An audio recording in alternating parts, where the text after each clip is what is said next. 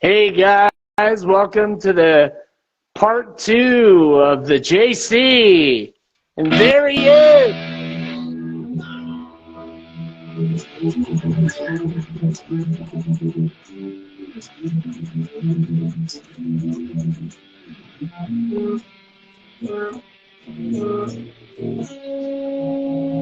Can't see it.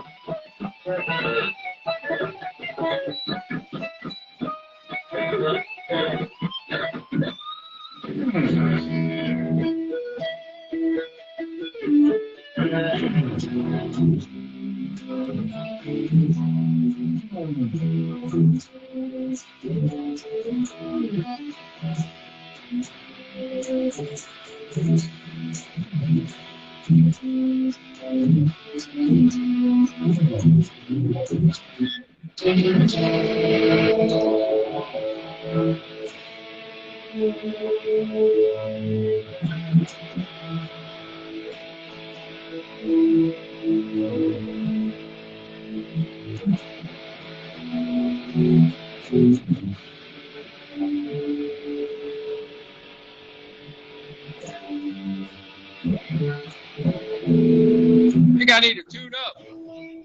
You sound great. Give me a second. You got it.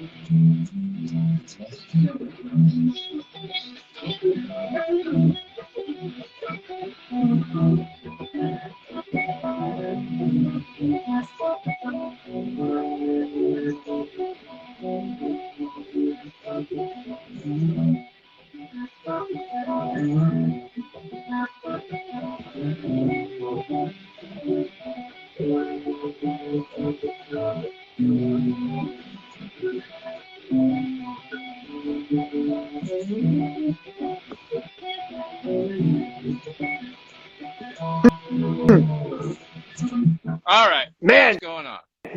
nice intro, John. The chat has been flying here. We have like 30 people here. Everyone's been loving it. So, everybody, welcome back to the live Friendly Men Instagram session with John Christ Part 2.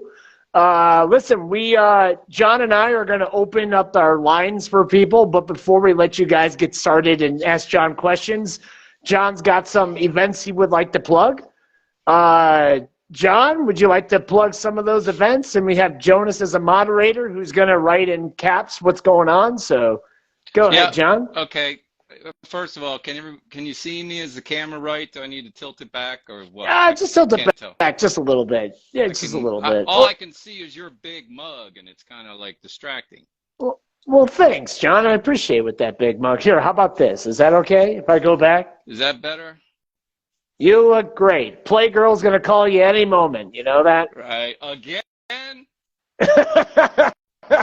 They said, hey, you know, we haven't had. Oh, yeah. Can you show that to the audience? They would love to see that. Would they? Oh, my God. We're in the Look at that. So I had this hanging at school where I teach, right? Uh-huh. And they made me take my gold records home.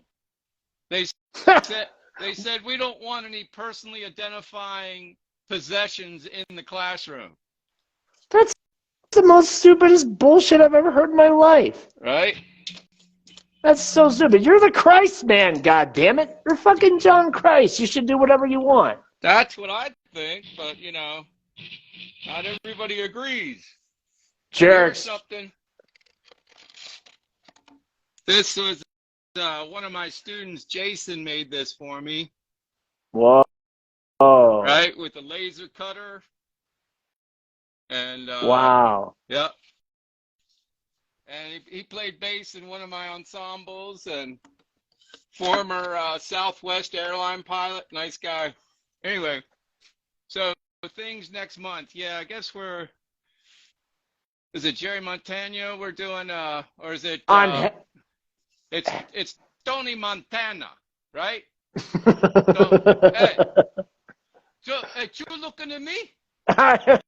Hey, I'm looking at you. Hey, say hello to my little friend. So Jerry Montano, right? Tony Montana. Yeah, correct. Jerry Montano, same thing.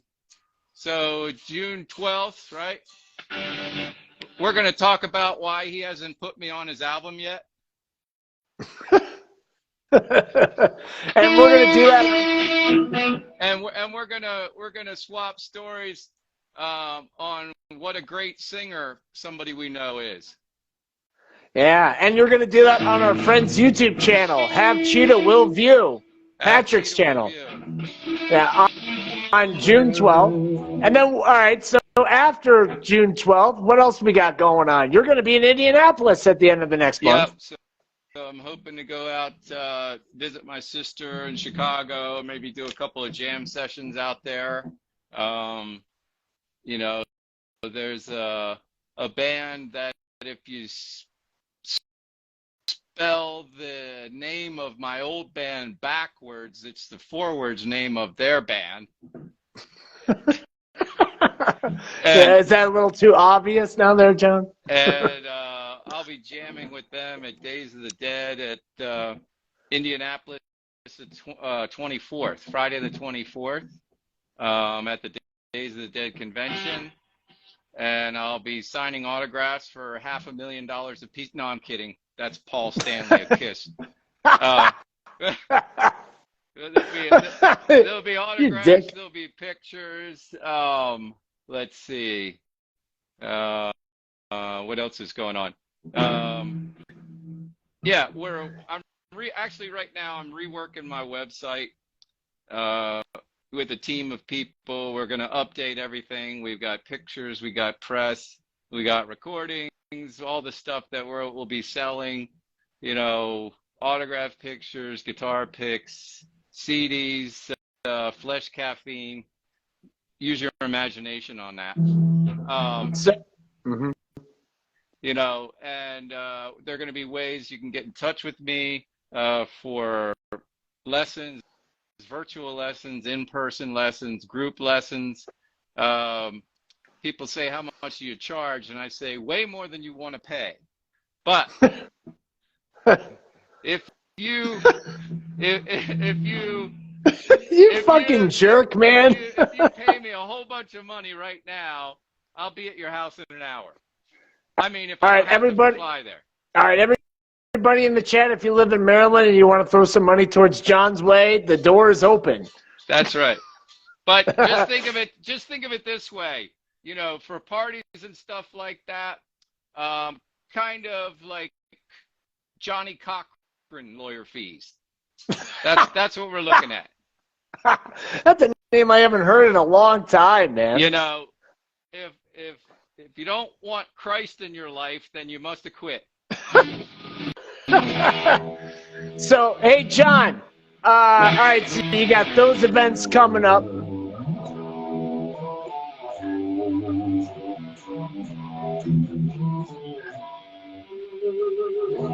Yeah, got some stuff coming up in June. Trying to get, there's been talk about doing a Riff Lords for Gibson television or Masters of Metal or Metal Masters, but we haven't been able to get it scheduled. So, hey, Gibson, I need to come to LA. Hurry up and schedule me, or I'm booking up already. My neighbors are booking me $500 an hour. Come on, get me out there. Hurry up. And what? Yeah. Hey. So, all right. Here's a question for you, John Christ. Please play the solo to "Am I Demon." Am I Demon? They didn't say first or second, right? I think it's the first.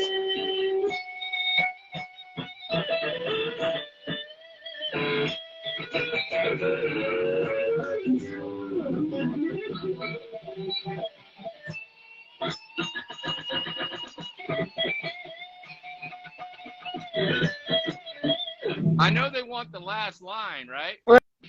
Of course they do.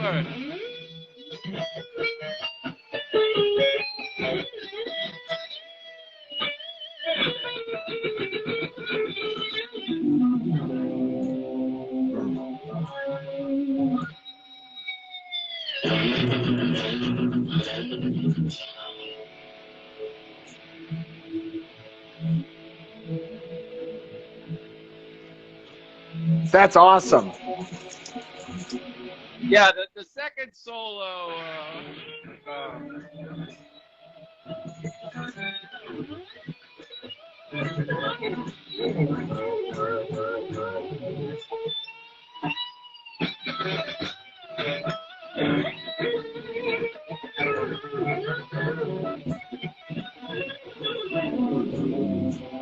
You like that?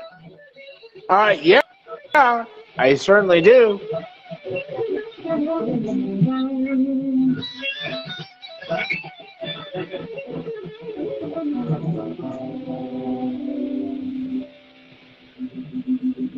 I think I broke the string.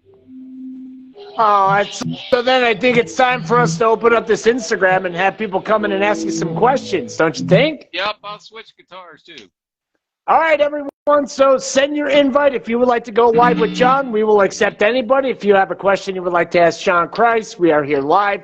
We're going to let you guys do it. This is no bullshit. You guys are more than welcome. Send the invites. Please, he would love to hear from you, ask your questions. John's really hard at reading reading the comments because, he's in the dungeon right now. So, yeah. So, all right. So, Instagram Live is open to the public. If anybody would like to say hi. Oh, here's a question for you, John. Yeah. Here's a question. John, how do you manage to get so much sustain with so little distortion from Santiago Segura? That's a good question. So I would have to ask Santiago some more questions, like, are you talking about live? Are you talking about on the record? Are you talking about with chords? Are you talking about with solos? So if you're speaking specifically with solos with a fairly clean sound, the answer is that on the first couple of records, the guitar amps were turned up so loud that they had a good amount of sustain with them. Then in the mixing process, you can add what's called compression and EQing to the sounds, therefore increasing the sustain. Now, live, what I do is I use the shockwave from the speakers, the Marshall cabinets, and if I need more sustain, I just turn my amp a little bit towards the speaker, and it creates a feedback loop. It doesn't necessarily come out in a squealy feedback, but I keep it just on the edge of taking off. So that gives me a hot level and a lot of sustain. All right. So everybody, there's a button down below. You just click that, and it will also send requests to come live with us. So Santiago said that's amazing. That is amazing. Cool. I'm glad you like that. Yeah. And tell him thank you for the compliment. He can hear you right, by the way. Okay. He can hear it. He can hear everything. All right, here we go. All right, here we go. Here we go. Here we go. All right, here you go. This is an old guy. Here's an old friend of yours, John. He's gonna go live with us. Your coffee guy, by the way. Hey, Kyle. What's going on, everybody? Uh-oh. How you doing, John? You know, I've got some remorse today. You have some remorse? I have some. What are you feeling remorseful about here, John? Well, I just arrived from a funeral this morning. Well, that's not good. Yeah, we buried my godmother, Mimi, God bless her soul. She was 99 and a half years old. Oh, that's a pretty good run. And I only wish that I'd played more guitar for her. I would go over and visit her, but I never took my guitar over. So really? I have some remorse. And I think more of your coffee might help that. Okay. All right, we'll hook it up. You got a favorite out of the three? Anybody who doesn't know, No Remorse Coffee, let's see, ex-vet, or I guess I just call you a vet, right? No, I'm not a vet. No, you're not an animal doctor. You don't treat animals. No, not that either. That must be my other coffee guy. Okay. Yeah. You like that? See what I did there? I did. Yeah. I think I like the black breakfast one. Oh yeah, the whammy. The whammy. The whammy is the one with George Michael and Andrew from Wham on it, but they're holding guns. And then the black bag, that's the one with my dog on it. That's the medium dark. Yeah, that was good. That was very nice. Yeah, sure. Now my wife was a little surprised. She wasn't expecting the, shall we say, intensity of flavor. That's what that's one of the mission statements with what I do and why I sell at the price point that I do. Considering how I don't have a store, I'm not paying for a lease, insurance, I don't have employees, then I can sell at the price point that I do. If I had all that stuff, if I was selling it even through a grocery store, it'd be like $32, $35 a bag. Oh shit. So yes, so No Remorse Coffee, now that we are a paid advertisement for your products. Right. No, check's already in the mail. Check's already in the mail, bro. But hey, getting back to teaching and instruction, I'm sensing, as is others on the live stream, a little bit of cynicism there.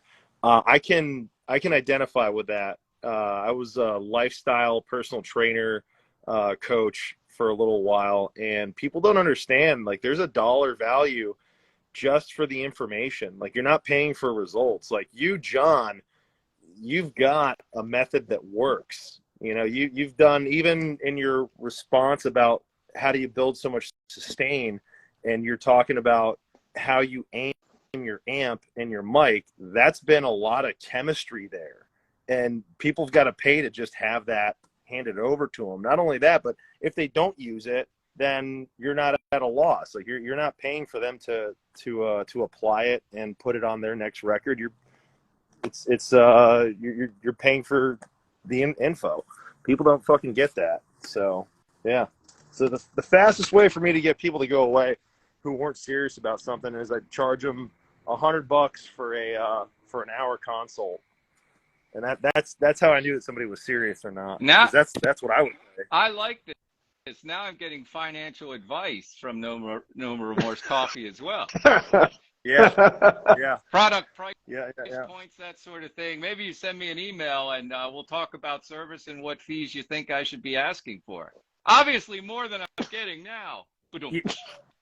Yeah. That's definitely for sure.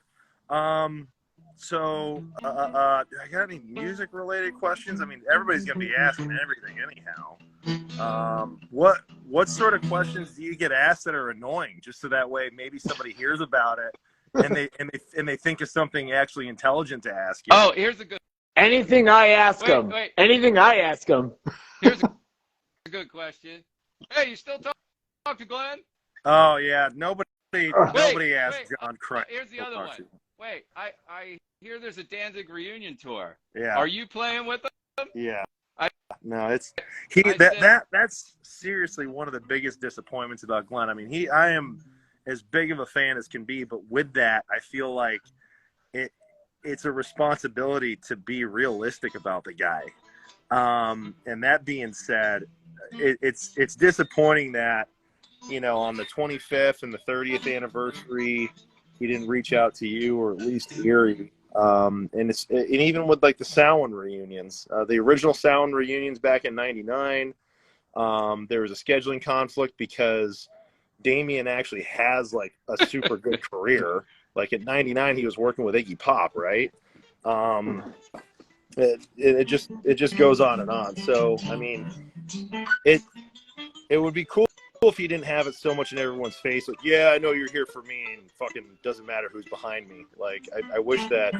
What do you would give everybody what they really want. What do you expect from the guy that's 15 years old? I'm just saying. I get it. Yeah. That's been a pretty big disappointment. Is in the latter part of his career, it seems like he's pushed away the most positive, creative voices that could be in a room, and he just wants to have like the hanger-ons, and people are just gonna be slobbering on his balls, telling him whatever the fuck whatever shit he wants to throw on the wall is gold. And he's had some hits or misses with that, but I think he needs to have a creative chin check every now and again. Got it. More pictures of kitty litter. That's another thing. He's too reluctant to lean into having a sense of humor about himself. I mean, Ozzy did like a whole reality show where it was like the biggest thing of it was, Sharon being kind of like the hero of the family, and him being not a bumbling idiot, but he played up like a Herman Munster type guy, lovable, but a little bit of an oaf, Yeah. So yeah. What the hell else? What are you listening to now? What music can you not stop listening to? That's a good question. Right now, I've been doing a deep dive into some Zeppelin, like.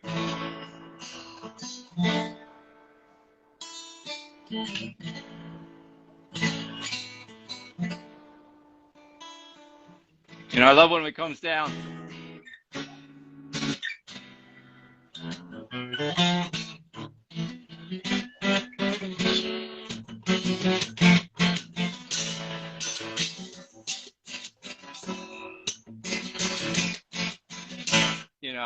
Just kind of trying to redo some of that old stuff for like a medley, but I'll just make it darker and heavier. Yeah.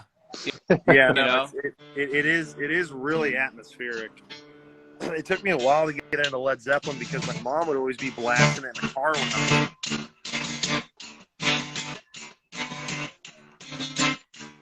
Oh yeah, Godzilla '98 with Puff Daddy. Yeah, I remember that song. I remember that one too. Yeah. Yeah, Godzilla '98, Puff Daddy. Yeah, the cover. Stared down Godzilla, and he was on top of the Gears Tower or wherever the fuck he was. Yeah, man.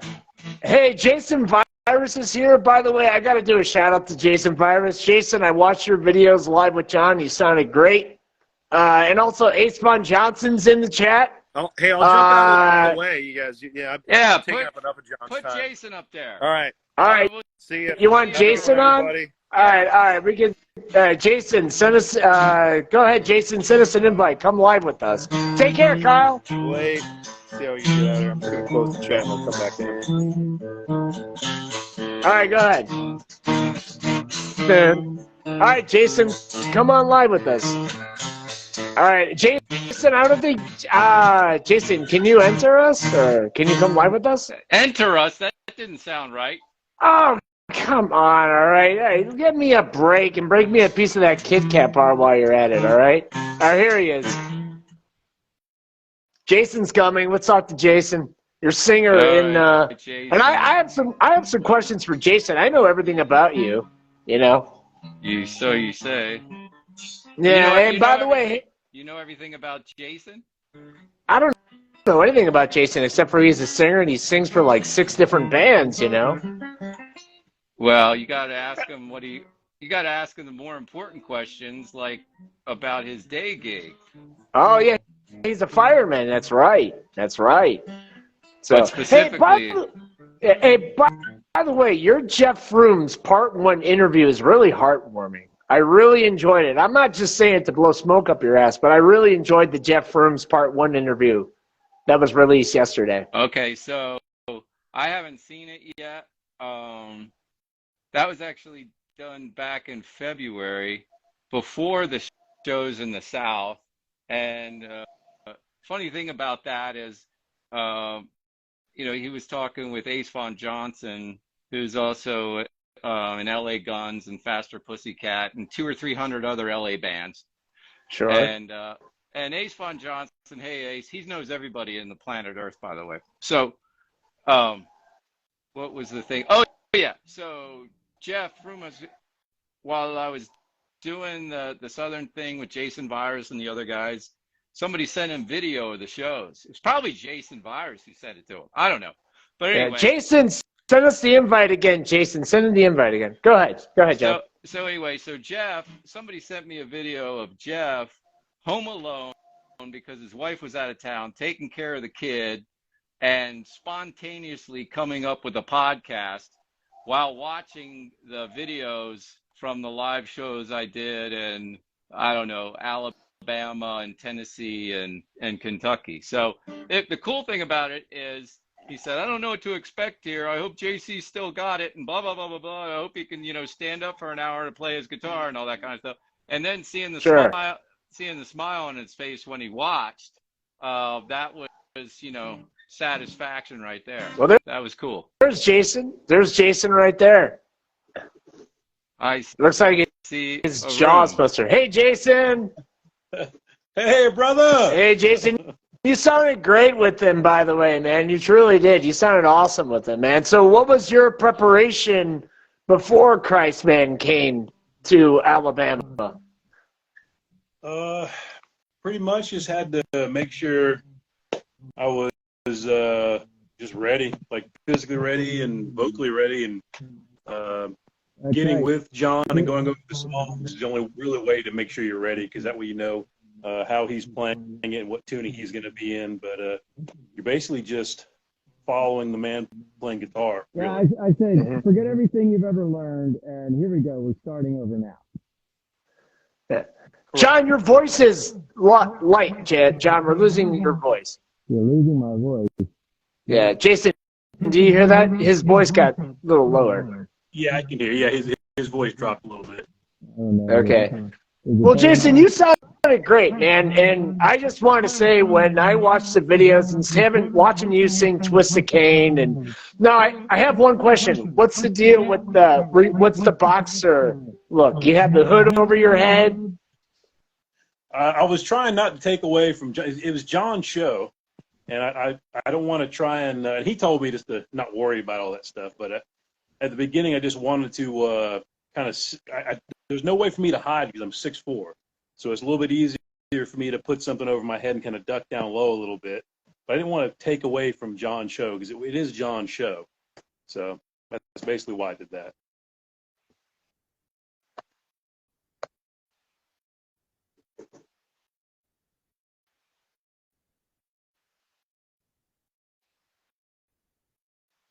Just say. A little bit of audio issue there. You did a great job. We had a lot of fun. Now, here's the other thing. Jason had a little bit rougher because not only did he have to sing and deal with me, he also had to drive all day, every day. So normal tours, right? You drive at night after the gig. You're all pumped up. Everybody's got the adrenaline. You drive to the next city. You check in the middle of the night. You get up in the afternoon, you get something to eat, do a sound check, go have dinner, and come back and do a gig. No, we got up in the morning, drove all day, got to a town. They had a couple hours before going to the gig. We take a shower. They go down to the gig. They treated me like the diva. Oh, you go get to relax, JC. You know, I was like, oh yes, here's my favorite part of the tour. Something I'd never ever heard before, and I would like to hear again. The promoter goes, make sure John gets first pick of the bedroom.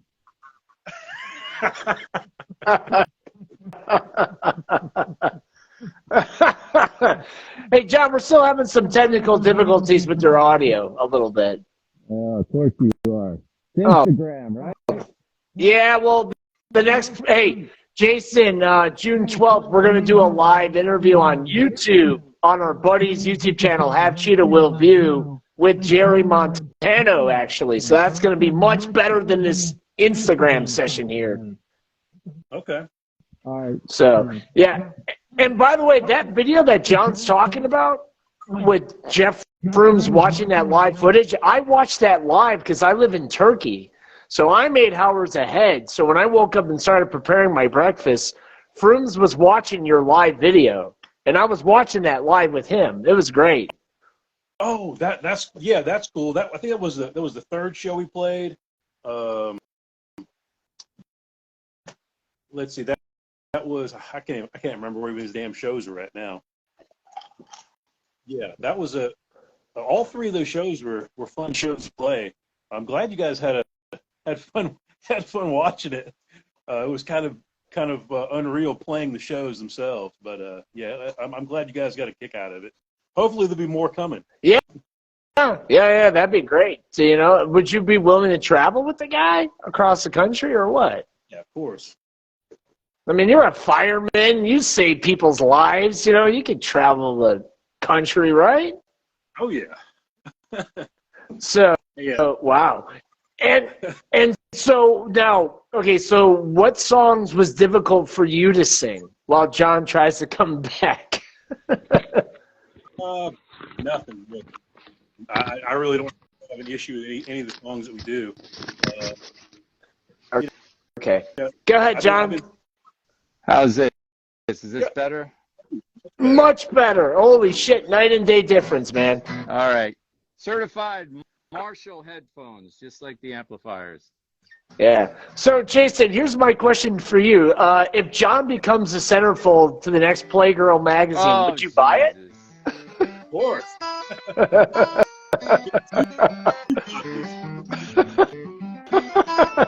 I'm glad somebody thinks it's funny. Come on now.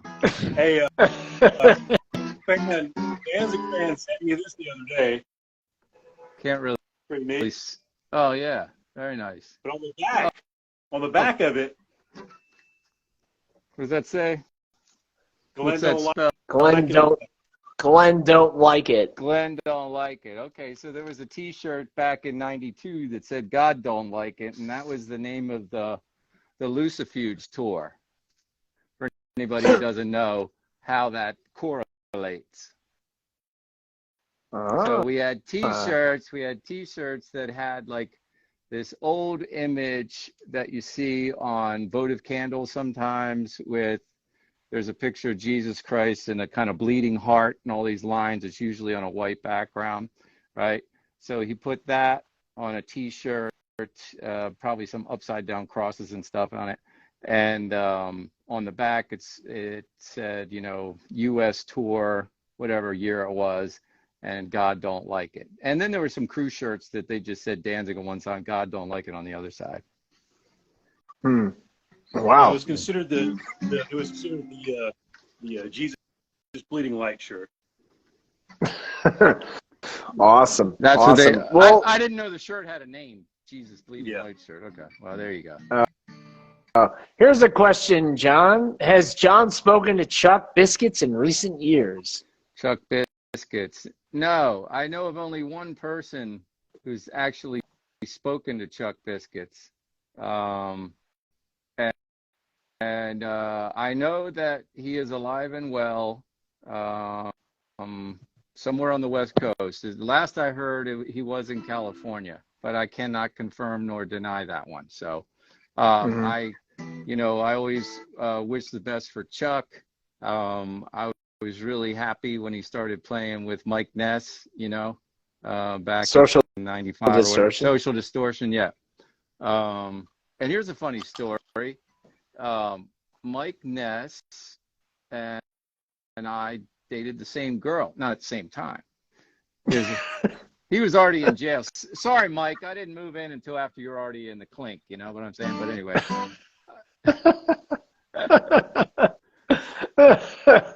That's funny. And then while I was dating her, she showed pictures of me, not of me. She showed pictures to me from a Misfits show. So I guess she partied with the Misfits a few years earlier than that, which I didn't know until later. But so we're all Wow. genetically, rock and rollers. We're all genetically related somehow now. Huh.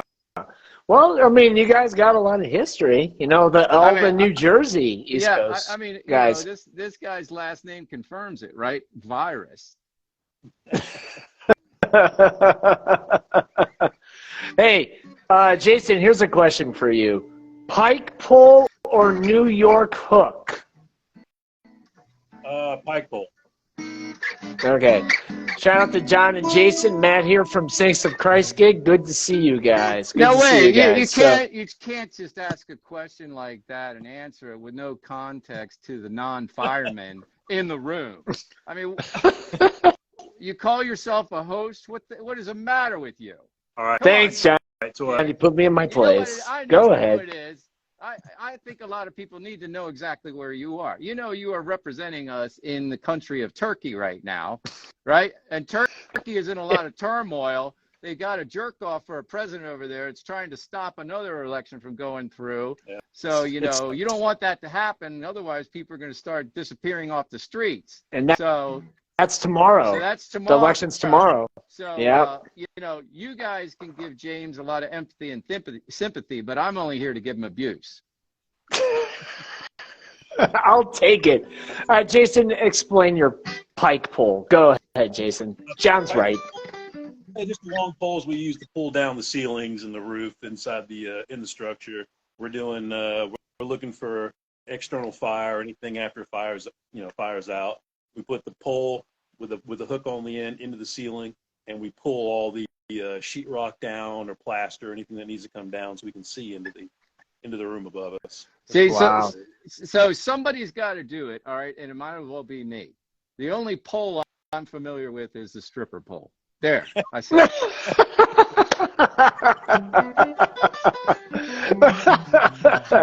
Now, Jason, what was it like traveling with John in the car from state to state for hours? Did he crack you up the whole time? Don't answer that question. Do not answer that question. Next question. I'm gonna tell you, it was a highlight of my day. It was actually better than the damn shows because he's very knowledgeable.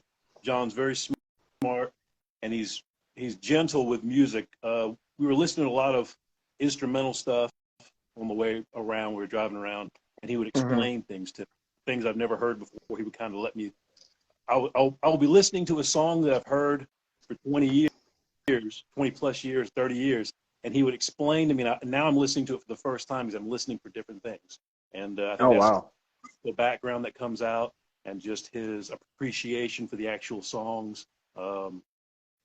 It was pretty interesting to see things in certain songs, and I say see, you're listening to everything, but I'm seeing things in songs I haven't noticed before, and that's nice long 4-hour drives here or there, and I was able to listen to music a little differently than I usually listen to music. And wow. Well, go ahead, John. James, and that's his nice way of saying he kept me awake through the slow parts in the drive.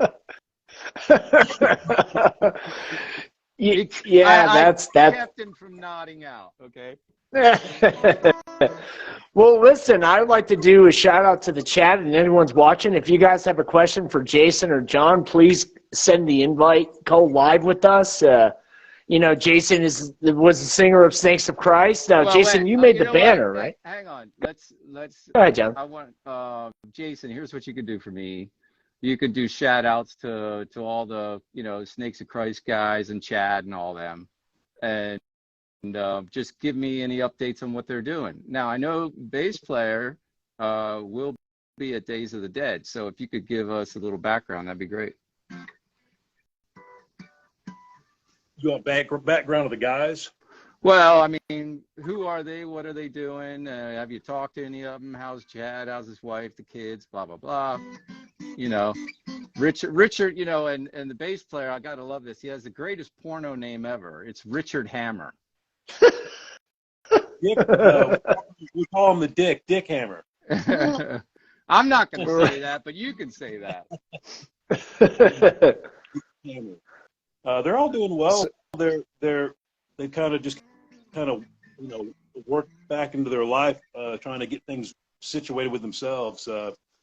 My music's on hold right now. I'm going through some legal stuff with my dogs right now, which is the strangest thing in the world to have to say. I hate it when your dogs sue you.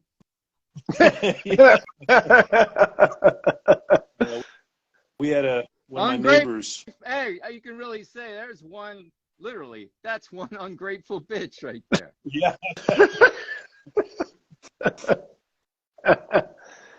So Go ahead, Jason. But the other guys are back doing what they were doing beforehand. All right. No, I know Richard has some medical issues he was dealing with, but he's doing great right now. So Good. send their well wishes to him. Drummer's doing the same. Everybody just kind of moved back into their normal routines.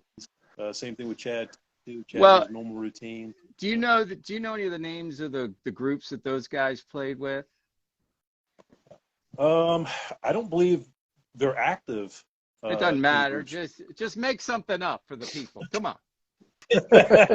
I'm trying to throw you content here. Pick it up. Let me try and look them up and figure out what they've got going on, and I'll get back to you in a second. That's what I'm saying. All right. Hey, Jason, my buddy Jesse wants to go live. He's going to ask John a question, so I'm going to let him in. So while Jason Googles his friends, we'll put the next guy on. Yeah. So, Andy, all right, there he is. Hey guys. Hey, Jason. Hey, Jesse, how are you? You're live with Jason and John. Hey, All right. you guys doing? JJ, lots of JJ. Where are you, man? Hey, I'm in Albuquerque, New Mexico. Last time I was in Tulsa, I talked to you. Albuquerque, in Tulsa, Oklahoma. Yeah. That would have been a long time ago. Yeah, that was a couple months ago, yeah.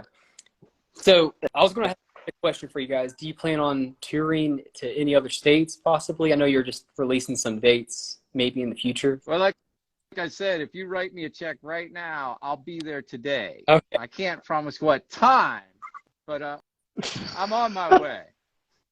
So, no, to answer your question, yes. Has a format been determined yet? No. Okay. I'm working with my team on several performance options. There are a lot of things going on. We had a meeting yesterday. We covered 10 key points of things. First being, we've got to relaunch johnchrist.com website. We're going to put up, it's going to be a whole new multimedia experience. There'll be more pictures. Going to be a lot of cool archive pictures from Danzig, backstage stuff, family stuff, press clippings, tour, but just everything you can possibly think of. A friend of mine that's helping me with it. I went up to New York where he lives, and I took all these big rubber bins of old guitar magazines and tour books and tickets and T-shirts and all kinds of stuff. And he's been trying to wrangle it, organize it, archive it, put it in, get it ready. We got some pictures that they want to put up. So I actually have to, this weekend, I got to call Erie Vaughn. I got to call Leslie Braun. I got to call Marty Temme. I got to call Niels Lozauer, a famous photographer in Hollywood, see if I can get permission. Please say yes, people. So I can use their pictures on the website, and we're going to set up a commercial zone where, you know, you want to hire me for a gig, you want to hire me to record on a record, if you want to hire me to produce your record, if you want to hire me for your private bat mitzvah for like 20 grand an hour, you know, we could do something like that. If you want to buy a t-shirt or some Flesh Caffeine coffee, there was a guy here earlier that was making coffee. I'm not sure if he'll be related to that or not. It's anything could happen.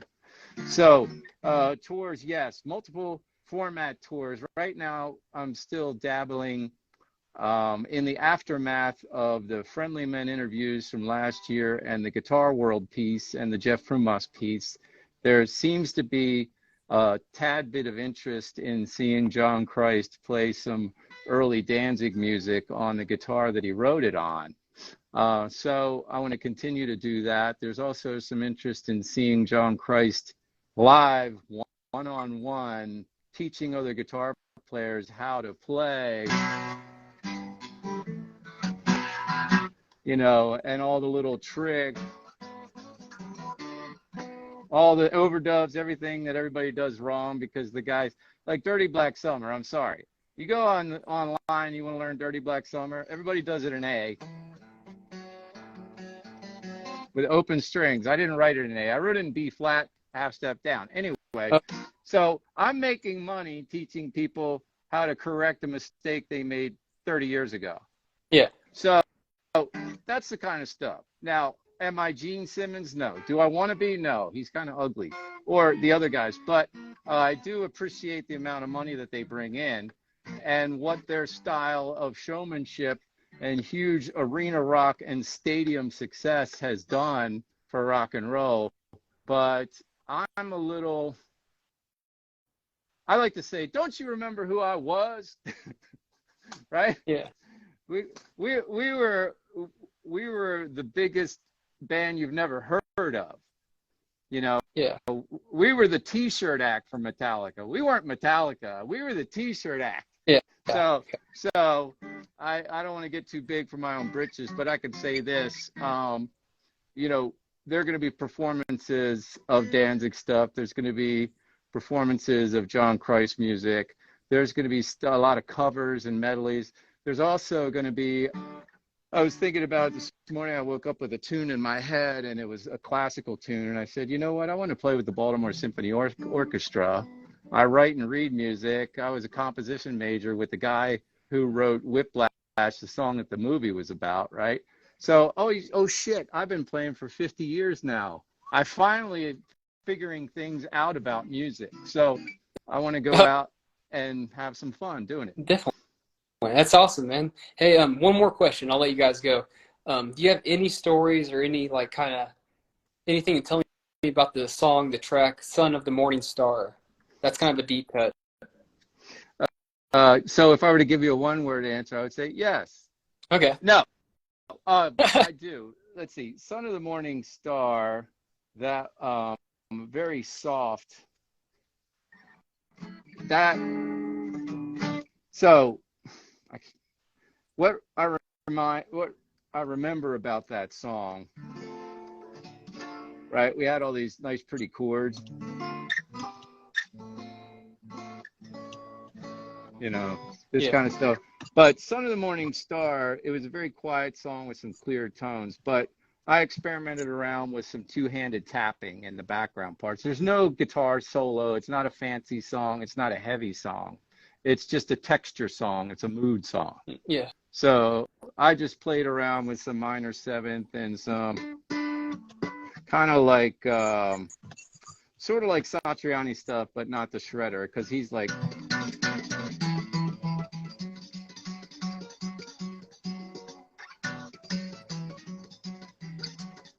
You know, so it wasn't that. It was more like just a couple of,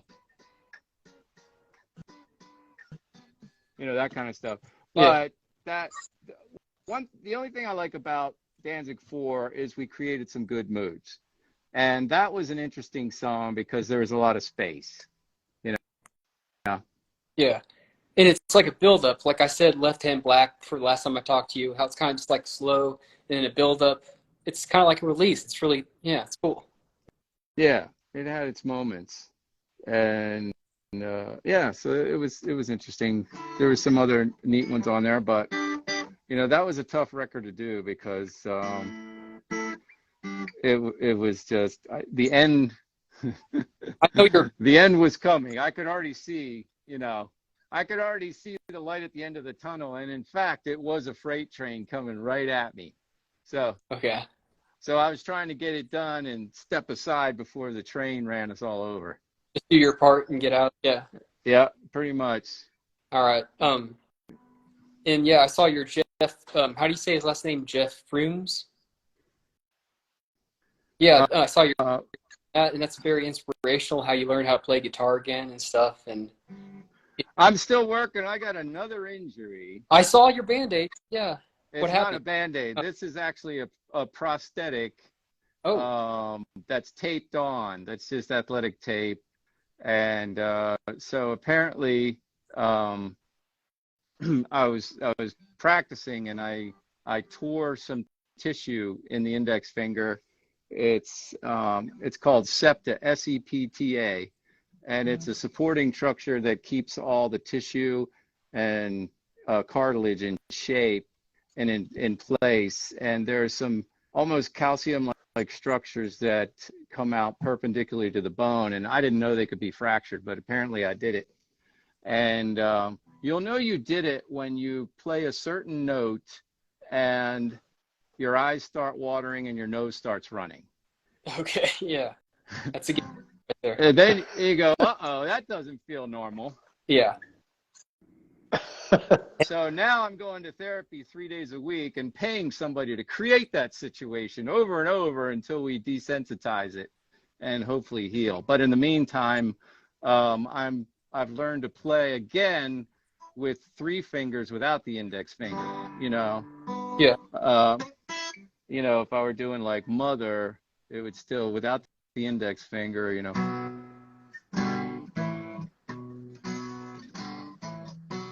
You can't even tell.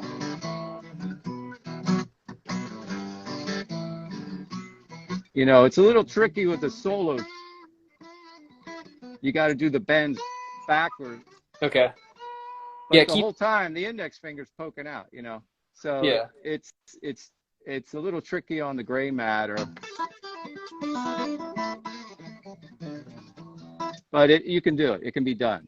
Very nice. You can't even tell. You can't even tell, Jesse, that he had a problem with his index finger. No, you can't. But I'm sure it helps him learn. I mean, maybe a new. Yeah. Yeah. And I've already started developing a couple of new techniques because I was like, oh crap, I got shows coming up. How am I going to do it without this finger? I said, how am I going to play arpeggios? Right? Yeah. I can do it, but a lot of sliding. So I see. it's made for a ridiculous amount of work, but I have to be super accurate to execute stuff so that when you're listening, you don't hear it. So if I'm playing something like, right, if I turn my back, you can't see what I'm doing.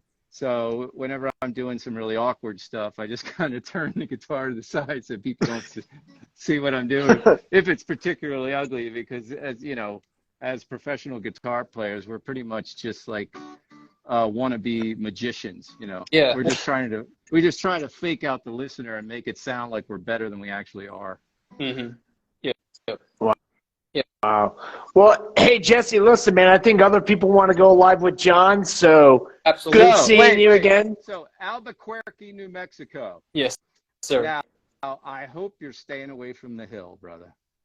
Oh yeah, yeah. I'm right by the mountains. Yeah. Yeah, but you know the hill I'm talking about, right? Maybe. You don't go party up on the hill, do you? I don't party. No.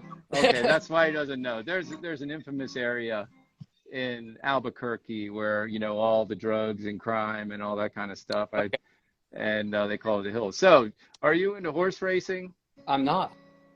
No. He works at a movie theater, JC. Come on. Maybe I'll transfer. I don't know. So what movie theater you work in? I work at a Cinemark. Yeah. A Cinemark. So Yeah. what's playing at the Cinemark right now? We got The Little Mermaid just came out last night. Yeah. Look at that, Danzig fans. If you want to see The Little Mermaid, you can go to the Cinemark. But cinema is not, it's nothing special these days. Yeah. Well, yeah, but I mean, Hey, Jess. do you have vibrating seats and, Yeah. beer cozies and all that in the theater? Yeah, we got the luxury recliners. We can lean back. You can get it vibrating. Yeah. We can get the food. That's awesome. Yeah, what do you mean you can get it vibrating? See, now you're talking my language. Yeah, there we go. Hey, Wow. hey, man. So I was just saying, there's a guy, Santa Fe, New Mexico. That's not far from Albuquerque, is it? I'm just kidding. 20. But I know a jockey out there. His name is Casey Chavez, and he's a great jockey. He hurt his shoulder. He's still training, but I think he was in that movie a few years ago, Secretariat. Okay. Oh, yeah. The It's racehorse. a classic movie. Yeah, so he's in that movie as much as I am in the first Danzig videos. 2 seconds here, 3 seconds there, but he's still there. So I gotta give him a plug. So I love Arizona. It's a great state. Awesome. Yeah. And, You know. appreciate you guys. Actually, he said he's from New Mexico, right? I guess I should say, okay, New Mexico is good too. Yeah, we're right. All right, Jess. I'm Hey, man. kidding. So next time, Hey, Jess, someone else is I'll in. see you in El Paso next time. Yeah. All right. Hey, Okay. Take care, Jesse. Take care, buddy. I got it. All right. See ya.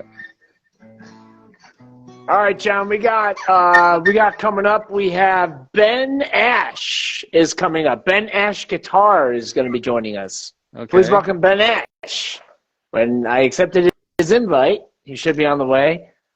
Jason, go ahead. there. There's Ben Ash. Hello, Ben. How are you? I'm very good, thank you. I was going to say, John, you emailed me back in 2018 regarding a YouTube video I did called The Unsung Guitar Heroes, and it was on you. Yeah. And basically, I just saw you guys were going live, so I thought, well, take the opportunity to say hi from the UK. Well, I appreciate that. I appreciate that. There were a couple. Let's see. Were you talking about the first two records? I think. Correct me if I'm wrong. I think it went up to the fourth one because I remember doing "Going Down to Die" as well. Yeah. That was my favorite song off of that record.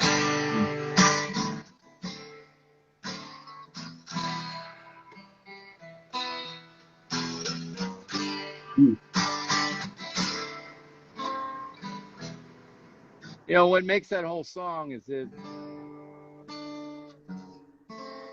Yeah. It's the A minor, isn't it, with the F sharp in it? It's lovely. Really Right? nice. Because you got this, you got the G over D, right? Mm-hmm. F sharp, then an A and a C, and That's a right. half step resolution to the E minor. Beautiful. So that was my version of this. Mm-hmm. Watch.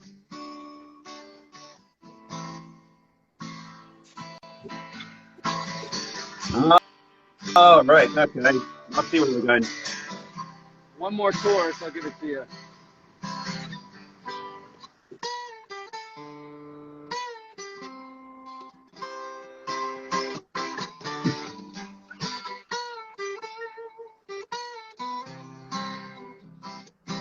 Yeah, so I was just kind of like, let's make it darker.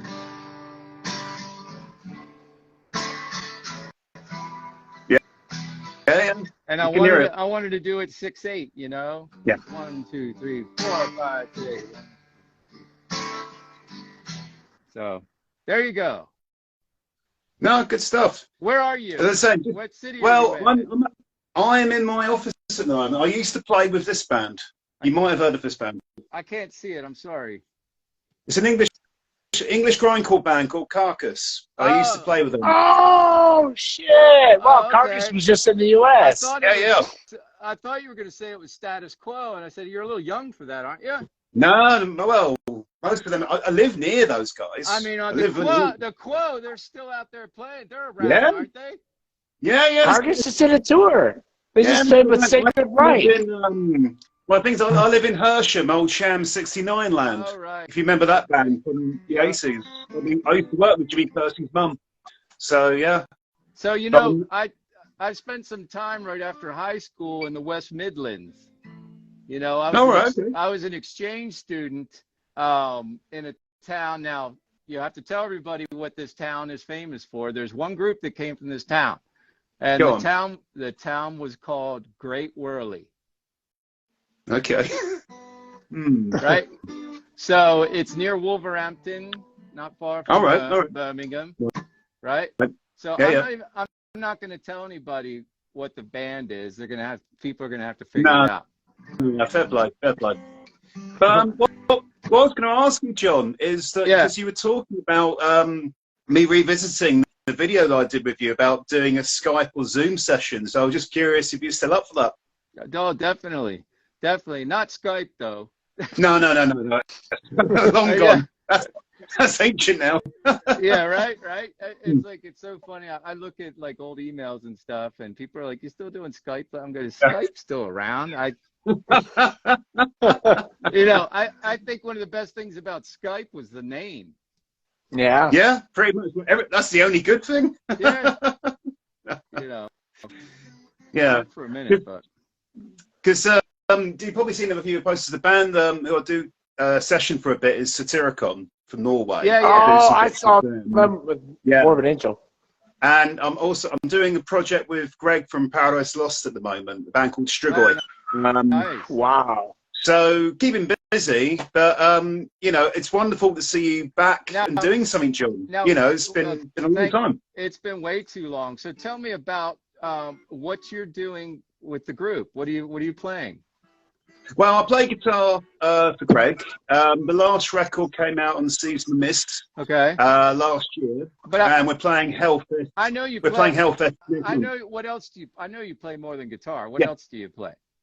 Play some keyboards occasionally. Play some keyboards. Mess around with some drums. A bit of bass, and do a terrible harmonica. It always sounds like Last of the Summer Wine. You know what? All you got to do is here's the only harmonica line you have to learn. It's a real easy song. You can play it and guitar at the same time.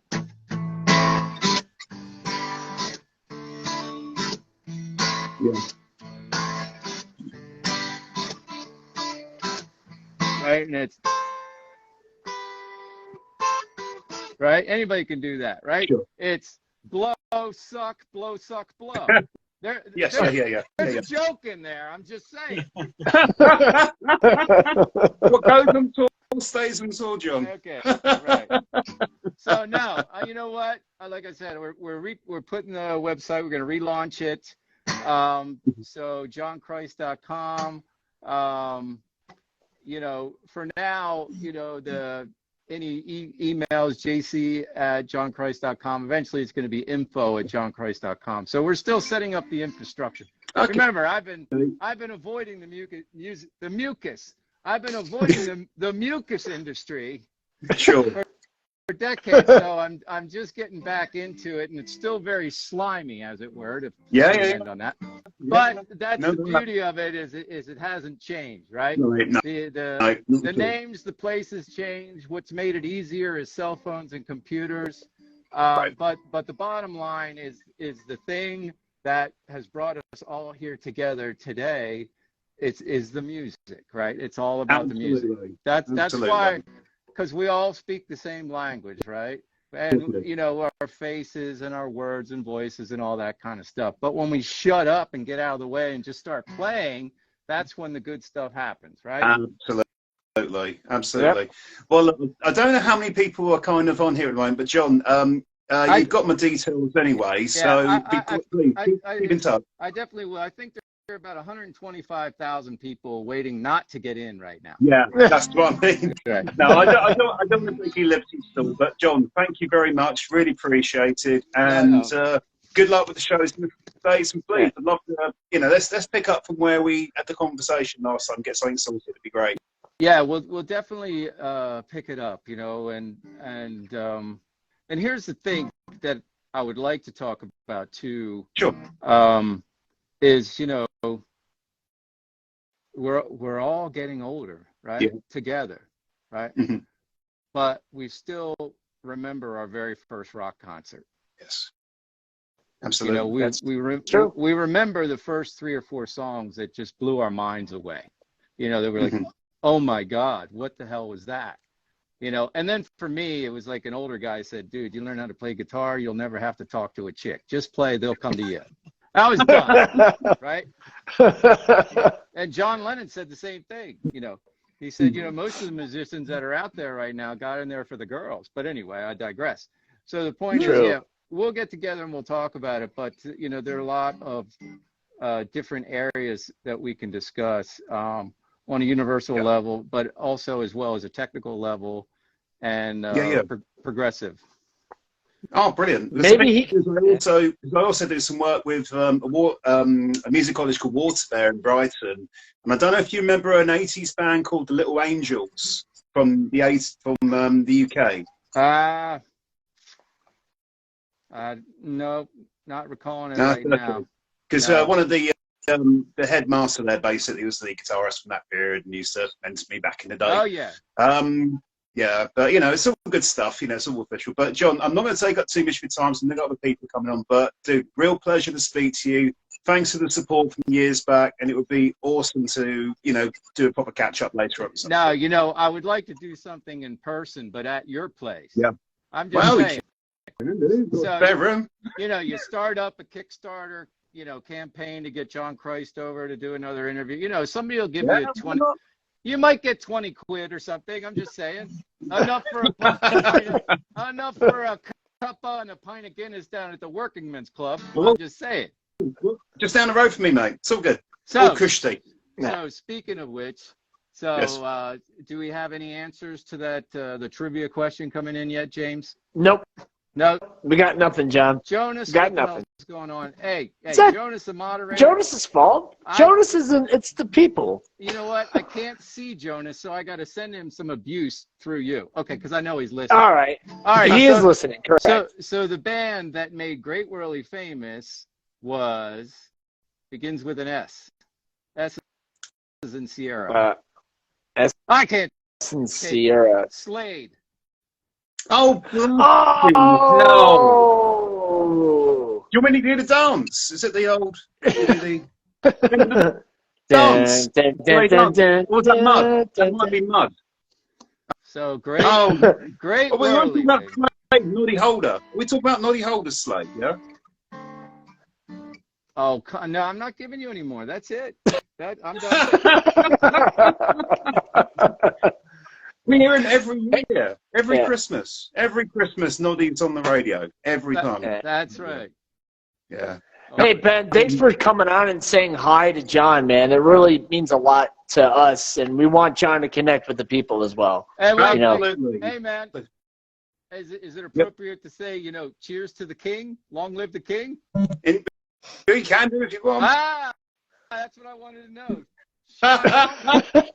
Should I want or should I not want? Should I stay or should I go? Oh, Charlie boy. The thing is, I grew up with Spitting Image, so I've still got the rubber soul in my head, and there was a sketch actually where the Queen Mother was passed out and he's going, she's finally gone, long live the king, and she just woke up and went, so I can never get that in my head. I can't take it too seriously, but it's the UK is a very strange place at the moment. We're going for a cost of living crisis, and put it this way, considering people are having to choose between paying for their water bill or having food on their plate, and they're spending all this money on a king that quite a lot of people don't want. It's very contentious. In the UK right now, it's a bit of a boiling point, it's a bit of a tinderbox. So I'm not going to speak, of course, of everybody. All I'm going to say is that there's quite a few unhappy people there. Put it that way. Yeah. Ben, I live in Turkey. We're in the same boat, man. Right. Yeah. It's I mean, there's a lot of people for the monarchy. There's a hell of a lot of people not, and there's a lot more people being very vocal. Yeah. So yeah, it is what it is over here. So Well, you know what I can say? It's Go your on. turn. The UK, it's your turn now. Fine. You know, Fine. we got Biden, we got Trump, we got enough, you know, of our monkeys over Yeah, here. we've got It's Boris. your turn. Yeah, no, we don't worry. We've got our little Trump. We've got Boris. You know, we've got Boris. bloody- I love Boris. That guy, that hairdo, man. Nobody's had a better hairdo ever. Oh, God. Well, you know, there was. Can I? I don't know if. Oh, I don't know if I can necessarily swear on this, but You can swear. Go ahead, man. All Okay, right. there was a single that was Yep. released at Christmas time by there was a group called not Cool in the Gang, but the bit that refers to a lady's bit. Right. Called K in the Gang, What? right? Yeah. Anyway, they released a song called Boris Johnson Is Up. Nice. And it got, I kid you not, it got into the top 10. Really. It actually got into the top 10 in the UK, right? With no exposure. And they would actually just call it the Boris Johnson protest song. They wouldn't even mention the name of the group. It got into the top 10. Nice. That's how That- hated he is in this that country. says a lot. That Yeah. says a lot. So, Yeah. well, so now you went with a new leader, and you're hoping that you're going to have, you know, better takeaway. We didn't have a choice. Is The that thing what it is? it's just the next role. But you know, we don't have a choice here at all. It's whatever we get given. I mean, so we're not listening to Theresa May. Who's the one? There was one who was in there for about less than a month. That's Oh, it. yeah. Oh Uh, God! Didn't even last. Oh, you know, I Like an Airbnb prime minister. It's just ridiculous. yeah. I mean, it's like, wait a minute. You're not even starting to get any pressure yet. You know, it's like a couple of weeks. Come on, we can all go a couple of weeks without sleeping. Give me a break. Yeah, well, John, keep in touch. Keep in touch. All right, Keep in touch, man. we'll have All right, a man. we'll get together and have a pint of Guinness. Pint of Guinness. Have a pint of Abbott. It's all good. All right, mate. Just don't do PBR. Cheers. No PBR. Right? No PBR. No No PBR. No PBR. Anyway, John, much a pleasure. Thank you very much, sir. All right. I'll let you guys No go. problem, Thank Ben. you so Take much. care. Take care, Really buddy. appreciate it. Yeah. All the best. Take care. You too, Ben. You too. Cheers. Thanks, man. Ta-da. Ta-da. Yeah. Cut Yes. Cheerio. Hey, take care. Cheerio. All right. Hey, Cheerio. Jason, man, we got people coming, so I'm probably gonna have to let you go because there's more He people hears coming that. on. Hey, he hears that all the time, so it's okay. All right. Hey, Hey, Jason. But usually he's the one that's sneaking them out the back door. I'm just saying. Yeah. Go ahead. Hey, you Go guys- ahead, Jason.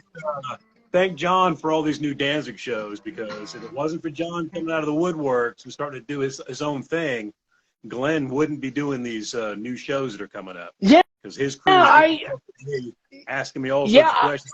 Is John about to do these mass shows and stuff? What's going on? Glenn's got us getting prepared to do tours and all this stuff. And I was like, yeah, John's going to do what he wants to do. So, I mean, you know, that's his own thing. And so then all of a sudden Glenn starts pushing out all these shows. So y'all know, I you know. all the Danzig fans do shows, and he did thank John, because John's the one that, you know, just the thought and fear of John out there doing his own thing. You know, Glenn wasn't touring anymore. He didn't want to do any more of this stuff. So. I Well, you know, completely agree. Go ahead, John. I hope for the fans' sake, you know, that well, I'm not even going to say it. I'm happy for the fans that he's going out and he's playing. I think that's a good thing. You know. Yeah, absolutely. Now, Absolutely. you know, people, I get emails all the time. Are you going out with them? When did you talk to him last? And this and that. And I'm like, well, I don't hear from him. I hear from his attorneys, but I never hear from him. So my contact, I even told his attorneys last time, hey, he can call me. Here's my phone number. I'd be happy to talk to him anytime. And I get crickets. Cricket, cricket, cricket, cricket. But I think, well, maybe. I think it's a great idea. I know he went out and he did like a Lucifuge tour, and that went over pretty well. And Sure did. and I think I saw some good reviews for his Elvis thing, you know. So that's cool because back in the day, he always loved Elvis. He loved Roy Orbison. He loved Willie Dixon, Howlin' Wolf, those guys. And it's cool to see him going out and doing it. And plus, that means he's got a higher band. So I'm all for musicians getting a paying gig. It may not pay much, but at least it's a paying gig. Sure. See, that was multiple Absolutely. levels. You have to read between the lines there, follow kind of what's going on in there to really appreciate that last bit. Brother John, I'll hire at you later, man. I'll give you a call later on. Hey, Jason, go save a life. All right, brother. I love you, man. You be careful.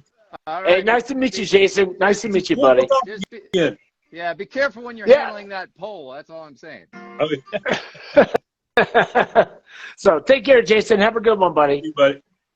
See you, Jason. All right. Hey, John, could Yeah. you send us a greeting, please? We are Black Summer Tribute Danzig from Chile.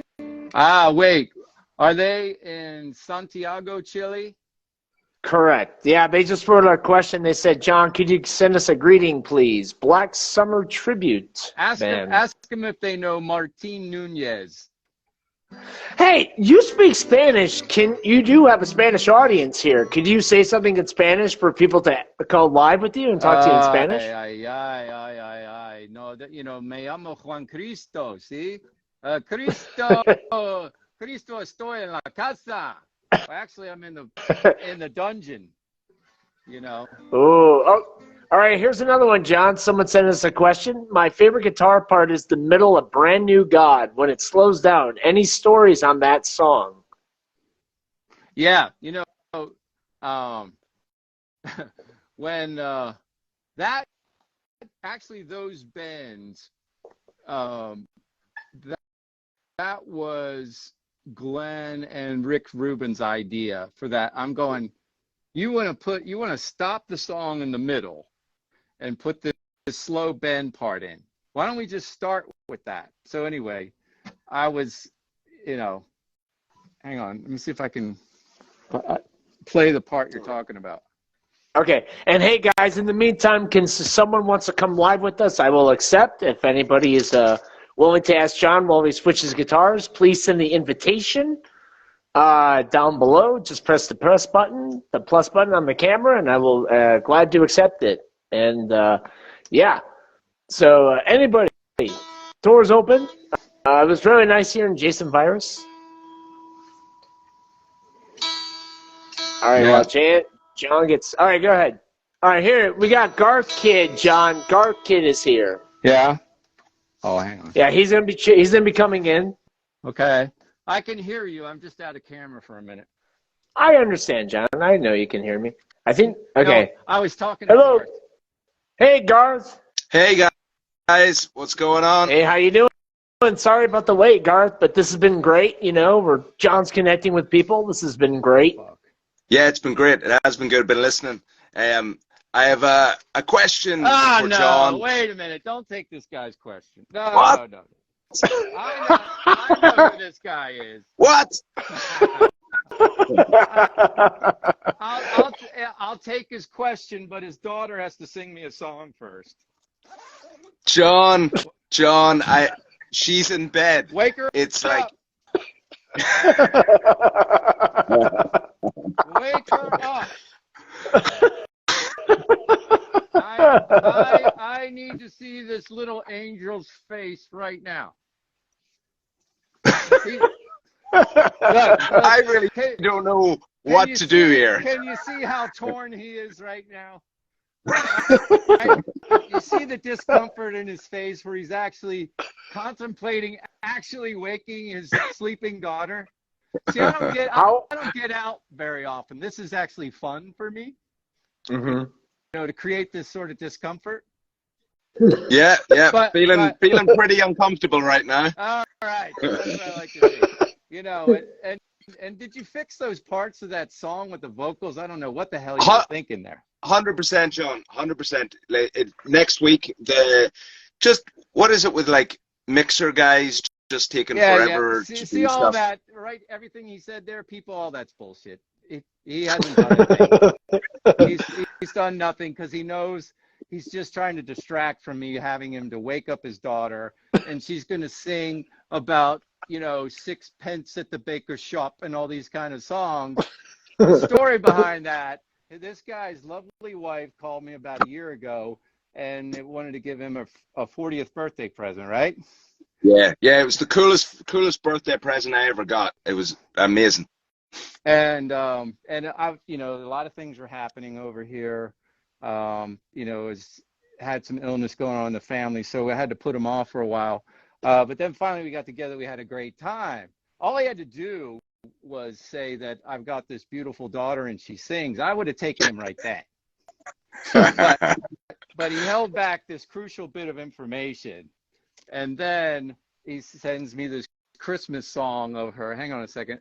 And, you know, it just melted my soul. So I was having a rough time and I said, hey, you know, please keep sending songs from your daughter. And so he's continued to send me some sweet recordings. She's beautiful redhead. And she's got a roundhouse like you wouldn't believe. This gentleman is a martial arts instructor and a metal bass player. Yeah, I can tell. So Todd, here's your 20 seconds to plug yourself. Go ahead. Ready? Starting now. Oh, John, you put me under a tremendous amount of pressure. 18, Tremendous amount of pressure. 17. Oh, 16, dear God. Come on, man. All right, wait. Okay, tell him this. Tell him your first Danzig experience. Oh, wow. My first Danzig experience was the Mother Live video. Yeah. When I was a kid, I was really into I was kind of getting into metal. I was also really into pro wrestling. Yeah. And the Mother Live video came on, and when I seen these dudes who were playing this cool music that looked like pro wrestlers, and it was it was a life-changing experience. I recorded it on VHS, and I actually watched it so much that the tape wore out. It was that was my first Danzig experience. I think that video changed my life. I don't know if for the better or for the worse. I think the better. Well, that's a cool story. Was it from Beavis? Oh, so was it did you get Beavis and Butthead? He's talking about the first home video. Oh, thanks, John, for filling me in. Yep. Thanks. All right. So, Garth, go ahead, man. I think John's ready for your question. So how old is your daughter, by the way? How old is she? She is 5 years old, and she's so used to hearing Danzig songs in the car and stuff like that one day she's just started singing some of the lyrics of the song. And I had to record it. I said, John, I think John liked it. She sings better than I do. Only by a lot, but you're working on it. Yeah. That's okay. That's okay, though. Let me just say this, Todd. He has the best fake Irish accent I have ever heard.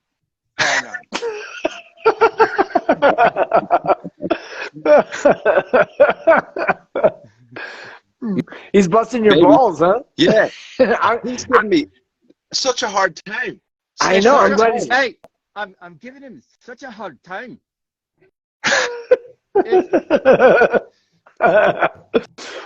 So, hey, at least he's not busting my balls or my friend Jonas's balls. So, hey, congratulations. Yeah. I'm the punch bag for the little bit. Anyway. He's the punch bag for a little bit, I'd say. You know, but here, I tend to throw in a bit more of the Scottish, you know. I'm a big Craig Ferguson fan, you know. Oh yeah.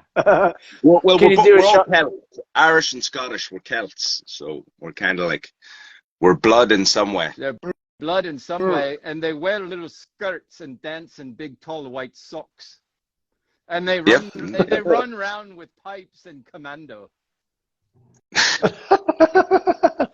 So, John, can you give us a good shot?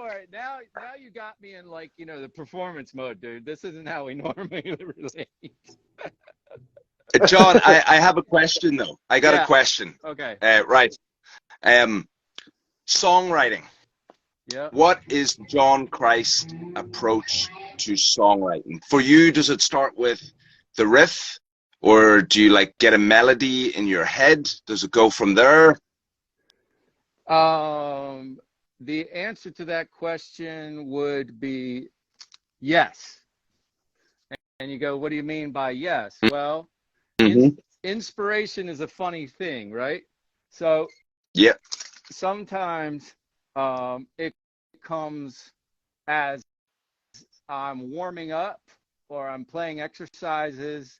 I'll make a mistake, or I teach a lot of guitar and ensemble music, so I'll sit down. I can't sit down to write a song because it ends up sounding like the song that I just heard, and yeah, so it's frustrating because if you said, okay, I want you to write me a 3-minute song for my daughter's birthday, and this is not going to happen in reality, by the way. This is just, for instance, and you said, I want you to mention that she likes to dance and she likes to box and pick flowers and jump on her dad's head when he's asleep. That I can write all day long, right? But if you say, well, when you're writing from the heart, how do you do it? And I just say, well, I write when I stumble backwards into creativity. Whenever I trudge forward into failure, and I accidentally back into success. So if I'm with the guitar or driving around or feeding my horse or, walking my dog or whatever, listening to birds in the morning, watching the sunrise, I got an idea for a song because there were 3 couples, 6 birds in my front garden, and they were all talking to each other. So I started to hear this polyrhythm come in. One's going to chirp, chirp, chirp, and the other one's going to and the other one's just going week-oo, week-oo, week-oo.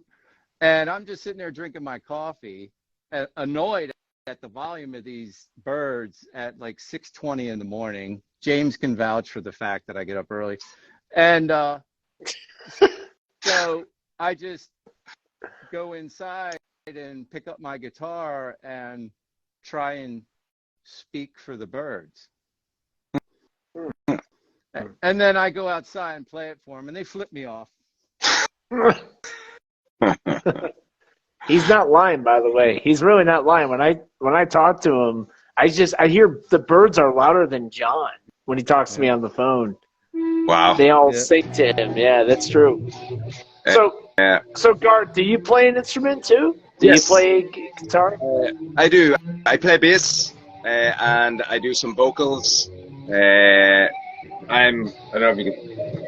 This is my band, Devilsome. Devilsome. Oh, did you send any merch to John or what? I plan to.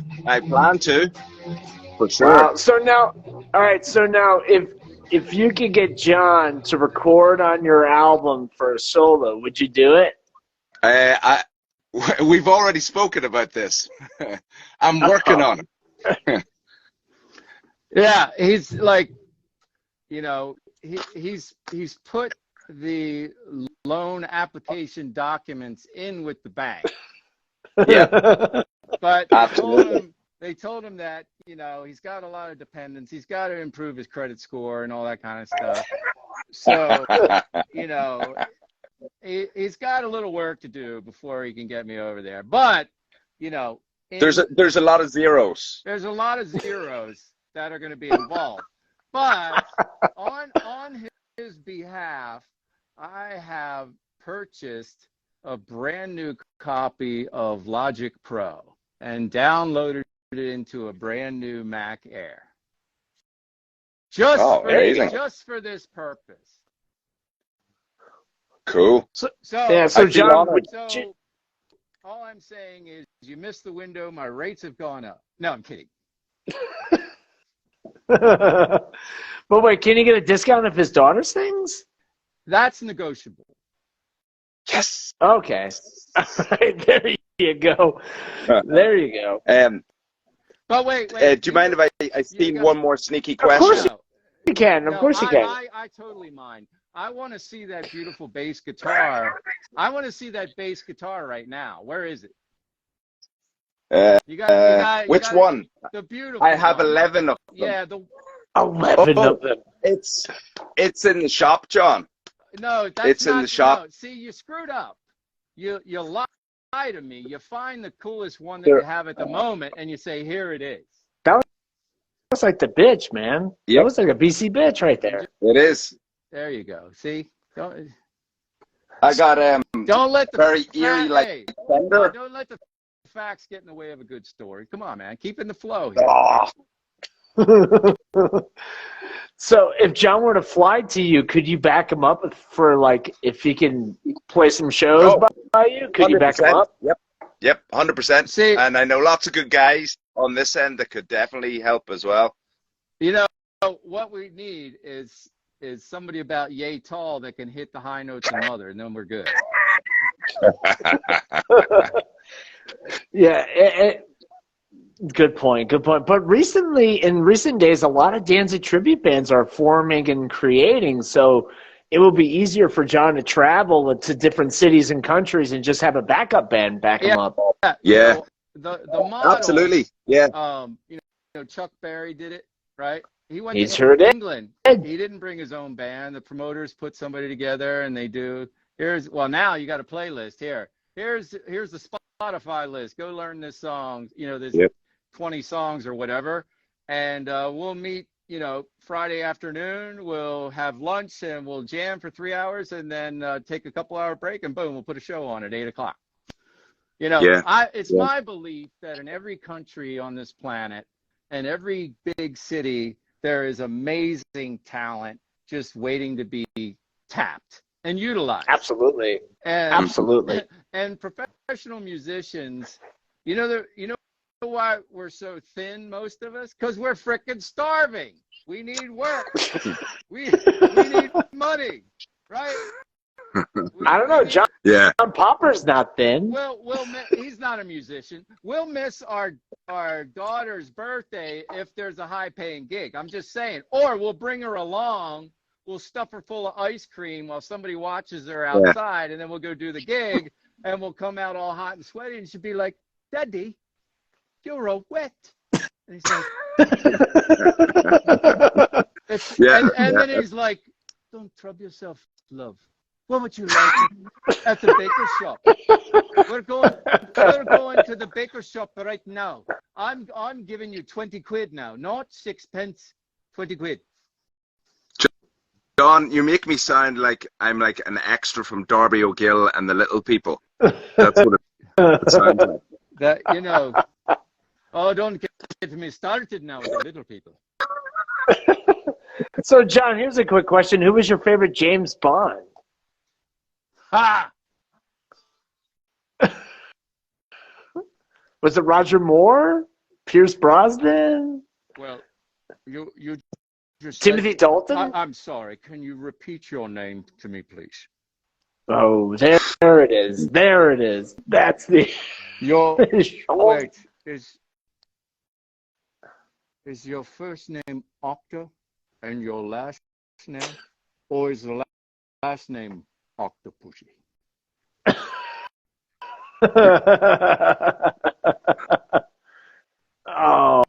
that's one of my favorite ones, actually. I'm just saying, why do the socks have the seams on the inside?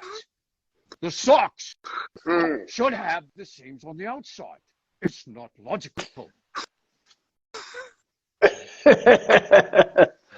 Wow. All right, so Connery's your favorite then. Of course, Connery. Yeah. Yeah. There can be only one Highlander. You're going to cut the head off of the Highlander. But yeah, man, well, that was, John, you did great impersonations, man. I didn't know you were so talented. Well, the John Christ thing, this is just one of my acts. Oh. So I wonder what else he's got in store for us, huh? I wonder what else he's got. I'll just say my other personas end in vowels. Hey, this has been great. Garth, man, I hope the best for you. Yes. So, John, I'll be in touch. Take care. All right, I know, you know what? He sent me a whole bunch of diet plans and all this stuff. Let me just say one last thing. So, as far as the training goes, you know, I've got some injuries and stuff happening, but have you heard of farm walks? You know what a farmer's walk is? Yeah, it's so good. Such a great exercise. So I've been filling holes around my property with river rock and gravel, right? So 5-gallon buckets of river rock gravel, how much you think they weigh? Oh, God. That's got to be like 15 kilos, 20 kilos. So we're talking 30 stone maybe. So oh God. Wow. So we're talking 70 pound. Yeah. Like 70-pound buckets. So I walk around my little coveralls with my dog and my horse following along. I'm carrying these 70-pound buckets of gravel. And then what happens? The handles on the buckets break off because they're plastic buckets. So now I gravel all over the place. And I've got to pick it up. But what I'm saying is my wife is not disappointed by the fact that I'll walk by and I would just grab her up with one arm and sweep her and just keep walking to the bedroom. Right? Damn. Yeah. You got the guns back. The guns are back. Hey, I haven't done the shaping Functional yet. fitness. I haven't Functional done the fitness. shaping, but my core is back, baby. I'm solid on the ground. Rock solid. That's it. Yeah, you look great. So, hey, Garth, man, nice to finally meet you too. I know we've been kind of going back and forth. Absolutely. And thank you very much for having me on. Let me speak. Not a problem, man. So I think it's problem. You know, maybe call your voice coach. You know, a little more delay on the vocals. We'll talk about that. The bass playing sounds great. You know, and cool. The guitar tones and everything are good. I'm just, you know, great. shaking my head going, what are you thinking? Not sure what he's thinking. He's got all this great foundation, and then he comes in with this. Anyway, we'll talk about that later. Yeah, certainly, John. All right, guys. Take care. All right, take care. Bye-bye. Take care, Garth. Take care. Okay. Hey, John. Patrick from Half Cheetah Will View is going to pop on and say hello, and he's going to promote their June 12th interview with Montano. You know, I think he may be the most famous guy I've ever met. Jerry Montano? Oh, Not because Jerry, of the last name? No, Patrick. Oh, Patrick. You know, he's from L.A. He worked at a lot of shows out there. Hey, Pat. Hey. Hey, Pat. I hope I can stick. Hey, Pat, go ahead and plug your interview that we have coming up on June 12th with the one and only. Pat, switch your camera around. Switch your camera around, Pat. We can't see you. Oh, sorry about that. I'm going to have there we go. There he is. Now, John, he used to book shows back in L.A. I was actually with a talent buyer in Northern California. You in what part of Northern California? San Jose, San Francisco area. Okay. Yeah. So did you do any stuff proper in San Francisco, like the Warfield or the Stone or any of that stuff? My friend Jimmy Arsenault, who hopefully will be with us on the 12th, he was the buyer at the Stone, Omni, and One Step Beyond. Oh, nice. And then him and I worked together on The Edge and did a few shows independent and a few shows at the Oasis. Oh, nice. Well, now, Pat, you just came in late, but John gave us a great impersonation of Sean Connery. No, it wasn't great. No, it was. It's a real honor to meet you, John. By the way, Well, a real honor. I can't wait to talk to you. well, likewise. You know, do you go to many shows at the Stone back in the day? I went to mostly One Step Beyond. I Okay. didn't drive back then, so I went to One Step Beyond. So and I also worked at the Edge in Palo Alto. So Oh, we Palo. that Yeah, was yeah, yeah. Did you ever remember see that Danzig? room. Yeah, I remember. I think you were there before I was. I think you played there. There used to be, it used to be called another name before it was called the Edge. I know it. It's on top of my head, on tip of my tongue. But yeah, I know you guys played there, and I also know you played at the Stone and Omnia. I think a couple of times. Yeah, yeah. Yeah, I know. Um, Palo Alto. A lot of people don't know. Palo Alto, Northern California, a little bit inland, but Yeah. really good local folk. You know, it's not San Francisco. It's not Humboldt County, really, right? It's No. they're still sophisticated. There's some country farm folk, but it's a big mix. So California's got a great rock and metal scene just from top to bottom, north to south. But it varies, you know, and it's a collective, and you get these little pockets of people that like this darker stuff, like we were putting out. And the thing is, they don't get a lot of really good shows, right? So they save up. Worked our and they ass come out. off.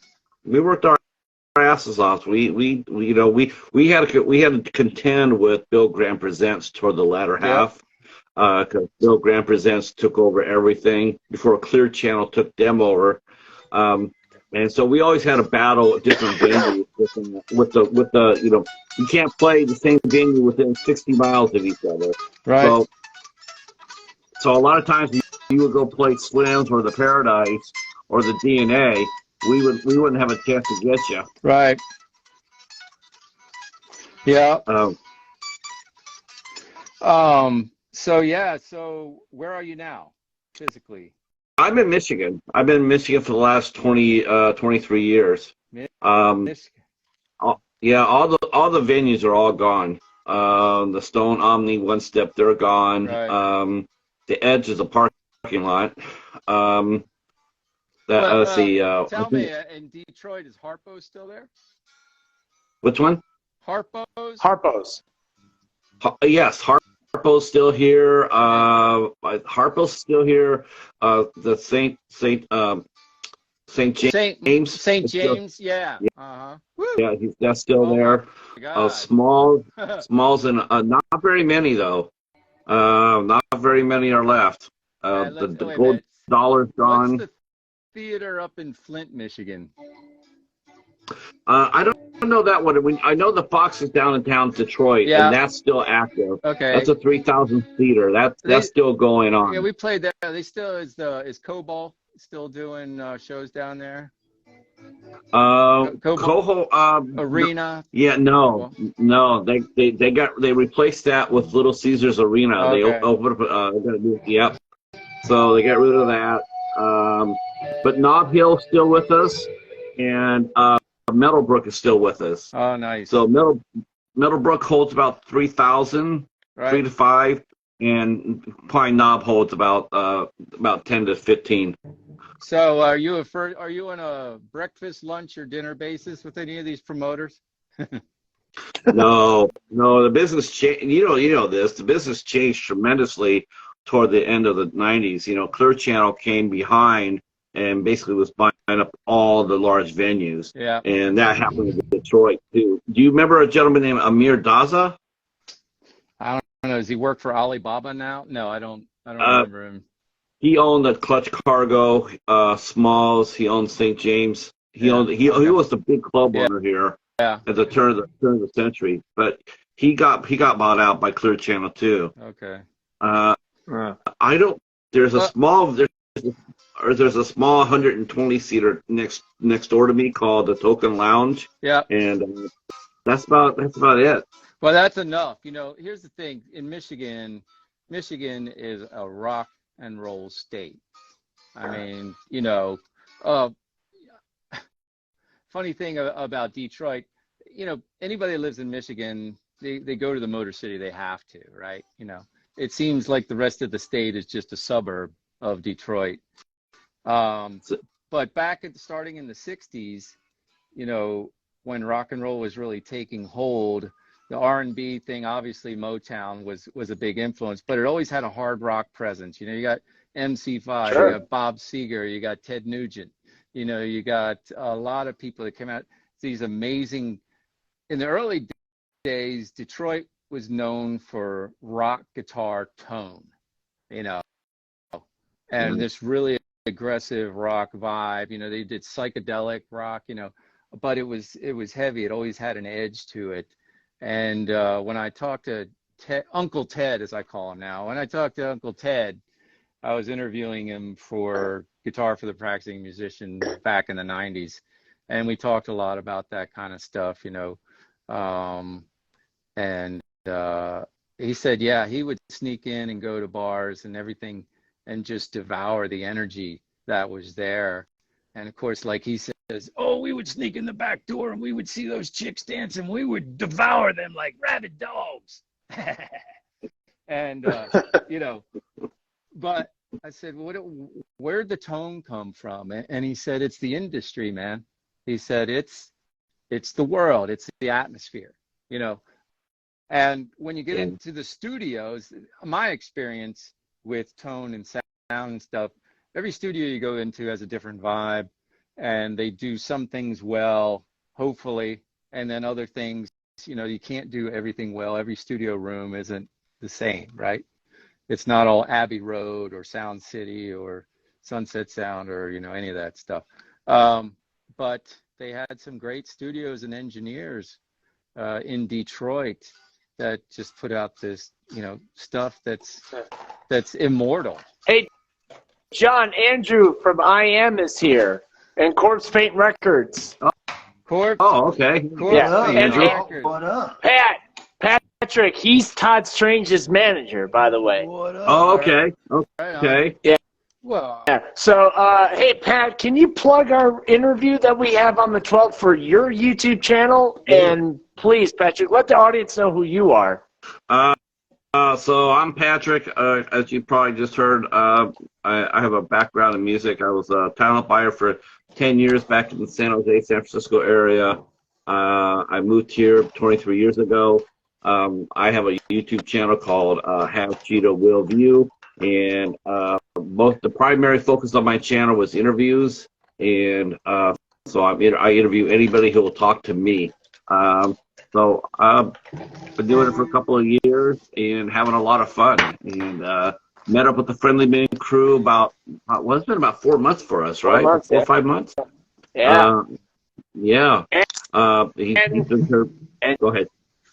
June 12th is our big interview with Jerry Montano and John Christ, and hopefully Todd Strange will come back on your channel. Yes, Todd will come back. We just got snake bit this week with, but we had bad weather interview with Todd's interview, and then I had a poor connection with my interview in the UK in the very next show. So, but we will reschedule for sure. Yeah. I just want to say this for the record. That interview with John and Wintervog. Wintersword. This was amazing. Absolutely amazing. Masterclass. One of the best interviews I've ever seen. what did you enjoy about it? What did you like the best? You know what? I tell you what really made it really cool, John. You're doing exactly the same thing right now as you were when you're talking with them. You're playing guitar and you're talking about the craft. I'm not a musician, but I sure can respect what you do. And I mean, I've seen some great ones in my time. So when I'm sitting there watching you share your knowledge, and they're asking questions, it was like a peer-to-peer talk. And I felt really felt like a real honor to sit there and watch that. It was a lot. And I can't wait to. Yeah, sorry to cut you off. Yeah, it was.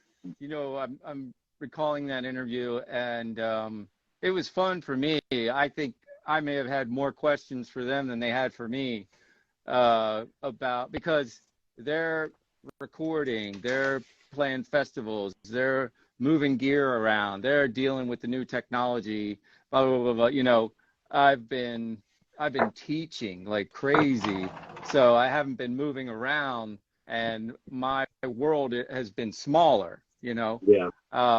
And I'm like, so, you know, what are the big boys using to air it out? You know, how have things changed, and what are you guys doing in the studio? You know, has the process changed too? I was curious, you know, is your writing process, has the technology affected the actual writing process? Because we can have a thought now and it can be sensed from a sensor and digitized and Sure. edited and put out by AI. You know what I'm saying? So it was very interesting to hear. And of course, the fact that you're so incredibly flattered that somebody even remembers who you are after 35 years, you know, and is, you know, I think musicians remember Yeah. musicians a lot more than, say, people remember necessarily like movie stars or writers or novelists or whatnot. I think musicians are just held that much more, and you know, I think they're held up a lot more and they're remembered a lot more. I mean, I think Andrew would have. Go ahead, Patrick. I'm so sorry. I mean, Go ahead. that's just my opinion. I you know, because I get around musicians, and if I mention, you know, if I met, you know, you can hear them start talking about different bands and different lineups and different songs being written. Yeah. And you know, it's just the knowledge that they have is just amazing. Right. And because I have a hard time remembering anything, but they remember. Right. Well, here's the thing. Look at it this way. We all remember what our very first rock concert was, right? Yeah. Sure. Bar none. Every single one of us remembers the band. They remember where we saw them, right?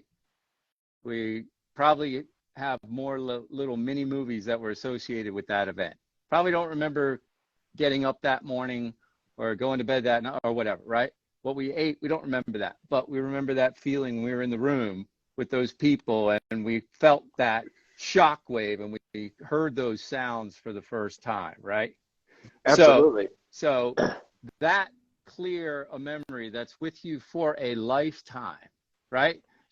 So as musicians, what we do is we try and reconnect with that feeling of excitement every time we play a gig, every time we give a lesson, every time we record a solo, every time we turn on the radio in the car and we're trying to learn a song in our head without a guitar in front of us, all that stuff. Every time we see somebody we hate getting an award for a song that fucking sucks, we got to remember where it came from. You know what I'm saying? Are we talking about the Grammys? I'm just saying. Hey, John. Hey, Patrick. I wanted you to meet Andrew. Andrew's the brains behind I Am, which is the new super group. And John also. Andrew, John made a comment.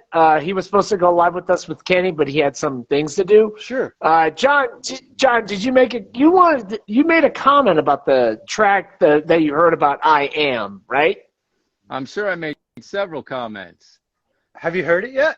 I've heard it. I've heard, you know. Cool. What do you think? I think I want to see them live. That's what I think. I think I think the appeal of that band is going to be when you're in the room with them and you get the full explosion of the atmosphere that they're creating, right? Sure. Kenny, Todd, Kelly, Kirk, yeah. So those guys, you know, I mean, yeah, you got to do the Type O reference and everything. But I'll tell you one thing. Type O, from the get-go, had a unique vibe, a unique sound. And those guys playing together were tight. And I loved it. The first time I came out to see them, I'm like, wow, they're wearing black clothes. They're playing black guitars. They've got green fret markers. They got Krylon spray paint cans painting their guitars backstage. You know, they're you know, the lead singer's got a 3/8 tractor trailer chain for a fucking guitar strap, Right. guzzling 2 bottles of red wine a night. and it's just like but it was sexy, dark, cranking. And Kenny and Johnny, all those guys, they're pros, man. You know, they're pros. I think getting them in front of the people in the right venues and getting their tour rhythm and stuff going, I think it's an awesome thing. And I'll be devastated if they don't pull me out on stage when they come through town. Did I say that out loud? Maybe I wouldn't say that part out loud. Wow. Hey, That would be. I would amazing. go ahead and check that box. That'd be great. Okay, all right. Yeah, for sure. We don't have to do Mother, I swear. Okay. Fair enough. I've played that one a time or two. I'm just saying. Sure. No, I understand completely. Well, great. I'm glad you enjoyed it. And Andrew, you were the Typo as well, right? I did, yes. Did you tour with them when they played My Room, The Edge? Were you there for that show? I think that San Fran, what I remember with Typo doing San Fran is Slim's and the Regal Ballroom, I think are those Bay Area venues I remember. Okay. I was there at the end. Of their run before the Dead Again stuff. But yeah, I wasn't there like in the early days. In fact, I was 17 and I saw Typo for the second time on the Bloody Kisses when they were opening up for Danzig on the 4 tour. Saw Godflesh, Typo, and Danzig at New Orleans. I think at the State Palace Theater in NOLA. Joey, maybe second or third show, I could still see Erie and you guys kind of counting him off during some songs. So Joey was still pretty fresh. So that was 94. 94. Yeah. Yeah, 94. Yeah. Great show. I was in the front. Joey was great. You know, and a lot of people that don't know, let's see, we met Joey. He was a local guy. He played with a band called Sugar Tooth in Hollywood, in LA. And his girlfriend played in a group called Manhole or something like that. She was a lead singer too. And great drummer and all this. We had a bunch of people come in, audition for drums. So I was devastated when Chuck left. I'm still devastated that Chuck left. Of course. Right? Yeah, of course. Saying. Right. Okay. Right. Who's not? But what happened was when we had to get new drummers, it fell upon me to be the band director and go through the auditions. Glenn was never there until, if you think it's America's Got Talent or Hollywood's Got Drums or whatever. Sure. So we're doing the vetting, management's calling everybody they know, blah, blah, every rehearsal studio, every cover band, every whatever. And, these cattle calls and guys are coming out. So what happened was I had to learn how to play drums, right? So I could teach these guys the right way to do Mother, right? I'm not a drummer, but so I had to sit down with the basic tracks, take the vocals out, all this kind of stuff, night after night after night, day after day after day, sitting there playing drums in my lap and blah, blah. I only got into a rehearsal studio. There was one rehearsal studio in North Hollywood that we went to, and one of the guys that worked at the studio would let me come in and play drums for a while, just so I could learn the basic parts. And then we were doing the auditions. Most of it I verbalized, like I would air drum everything, and I would do it over the microphone, and they would get the picture, and I would say, okay, you need more kick drum, the accent's too thin, you're pushing the 1, you got to drag the 3 and push the 4, So it forced me to have to get like dialed in and all this kind of stuff. And Joey was the one guy that got it. When I explained it, I verbalized it, he internalized the processed it, and executed it. And I was like, okay. And the drums, the rehearsal room drums sounded differently when he sat behind the kit than the previous 8, 10, 15 guys. Yeah. I got you. So I was like, okay, note to self, drums sound different. I'm in this room 3 times a week. I know what the drums sound like. Right. This is the guy. Yeah. So he was great. He and I had a lot of fun on tour. His cousin Josh Lazy, who ended up Yeah. playing bass for a little while after Erie and I departed on July Yeah. 5th, 1995, blah, blah, I- blah, a day that will I live in remember. infamy. That's right. So Josh was there. He stepped up. Joey stayed with him. But that last tour, the States, when we were up in the Northwest, right, we were doing some shows because we just, Danzig 4 was out. We did the Metallica tour, and then Chuck left, and, you know, he didn't come back and all that. So we had to do more stuff before we went to Europe. So we were doing some shows, and Joey was great. And Josh was a lot of fun because he could play bass and sing. So, you know, it would be sound check, and I would come in early, and Joey would show up, and we would do stuff, you know, with Glenn, whatever songs he wanted to do. And then it was just like, I would see Lazy go over and pick up the bass. Joey be behind the kit. I'm looking. I wink at him, you know, and then Lazy's like, all right. He's like, what's it going to be? I said, Highway to Hell, side 1.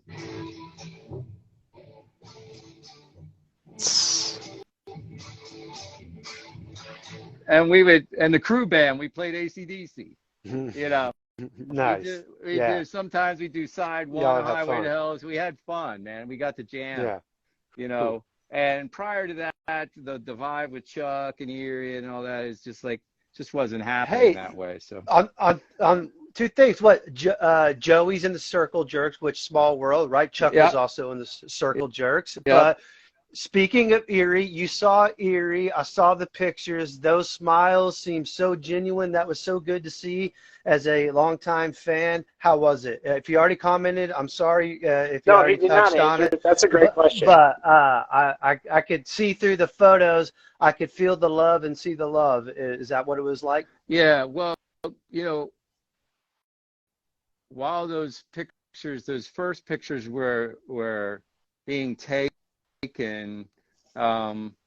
you know, just said hello to him. It was the point in the conversation where you're going, you know, how's your mom? Mm-hmm. You know, I heard your dad pass, so did mine. You know, you're doing all that human Interaction. connecting, you know, and it'd been probably, last time I spoke to him on the phone is probably at least 7 years, something like that. Last time we've been in the same room was back in the 90s. Yeah. You know. Wow. So it had been a long time. So that was great. We talked, we did some pictures, we went and had dinner, we caught up, you know. So that's awesome. Yeah, that was good. And at the time just like flew by, you know. It was just, you know, we have to do that again. I actually got to call him again this weekend. Yeah. But he's starting to do music again too, and he's had a record that he's been working on for a while, and I heard some of the tracks, and he's really, you know, he's dived into the country blues thing. He likes all kinds of music, but I know that he hired some really good Nashville guns, man. Some Nashville guitar players, slide players, fiddle players, you know. So yeah, he's got some talent already lined up, and he's just, you know, working it out quietly before he makes his next move. Yeah, that's so cool. I just saw that, and yeah, from a fan, that was really good to see, and I hope to see more of you guys in the same room together. Yeah, you know, I asked him. Actually, I didn't ask him because I didn't talk to him yet, but one of the guys, it might have been Jason or somebody or a friend of his, that while we were doing our little, I call it the Southern Experiment, while we were on the Southern Experiment. Okay, wait. Somebody's broken the perimeter. I've got hang on. Somebody's broken the perimeter. I have to initialize the 50 cal on the roof real quick here. You remember the bunker's that? Been penetrated. Oh, there's the second alarm. The inner perimeter's been breached. So you remember that movie, The Jackal, right? Bruce Willis. Bruce Willis and Jack Black. Black, right? So, you know, I got one of those on the house, one on the barn, that type of thing. So that second perimeter, oh, wait a minute, the time, I'm checking the time between checkpoints. That's okay. That's 7.4 seconds. That's my wife.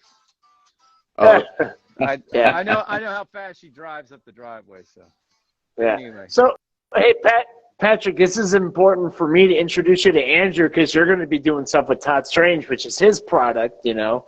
And Andrew, will you take this time and plug the I Am Oh, single? I know you yeah, showed the Yeah. CD. for sure. Yeah, we're so stoked. June 2nd, Friday, play it everywhere. Play some of Yeah, it. I know. Let's see. Let me Can you take off the head. show us the CD, Andrew? Yeah. You showed us the CD earlier. Hey, James, I will. Yeah. James, you don't have it queued up already? You should be playing in Right. the background now. There we go. Instagram. They don't do that. Jonas, what is Jonas doing? Is even Yeah. Jonas still even watching? He should be playing this music. Jonas, you're killing me, Smalls. You're killing me, Smalls.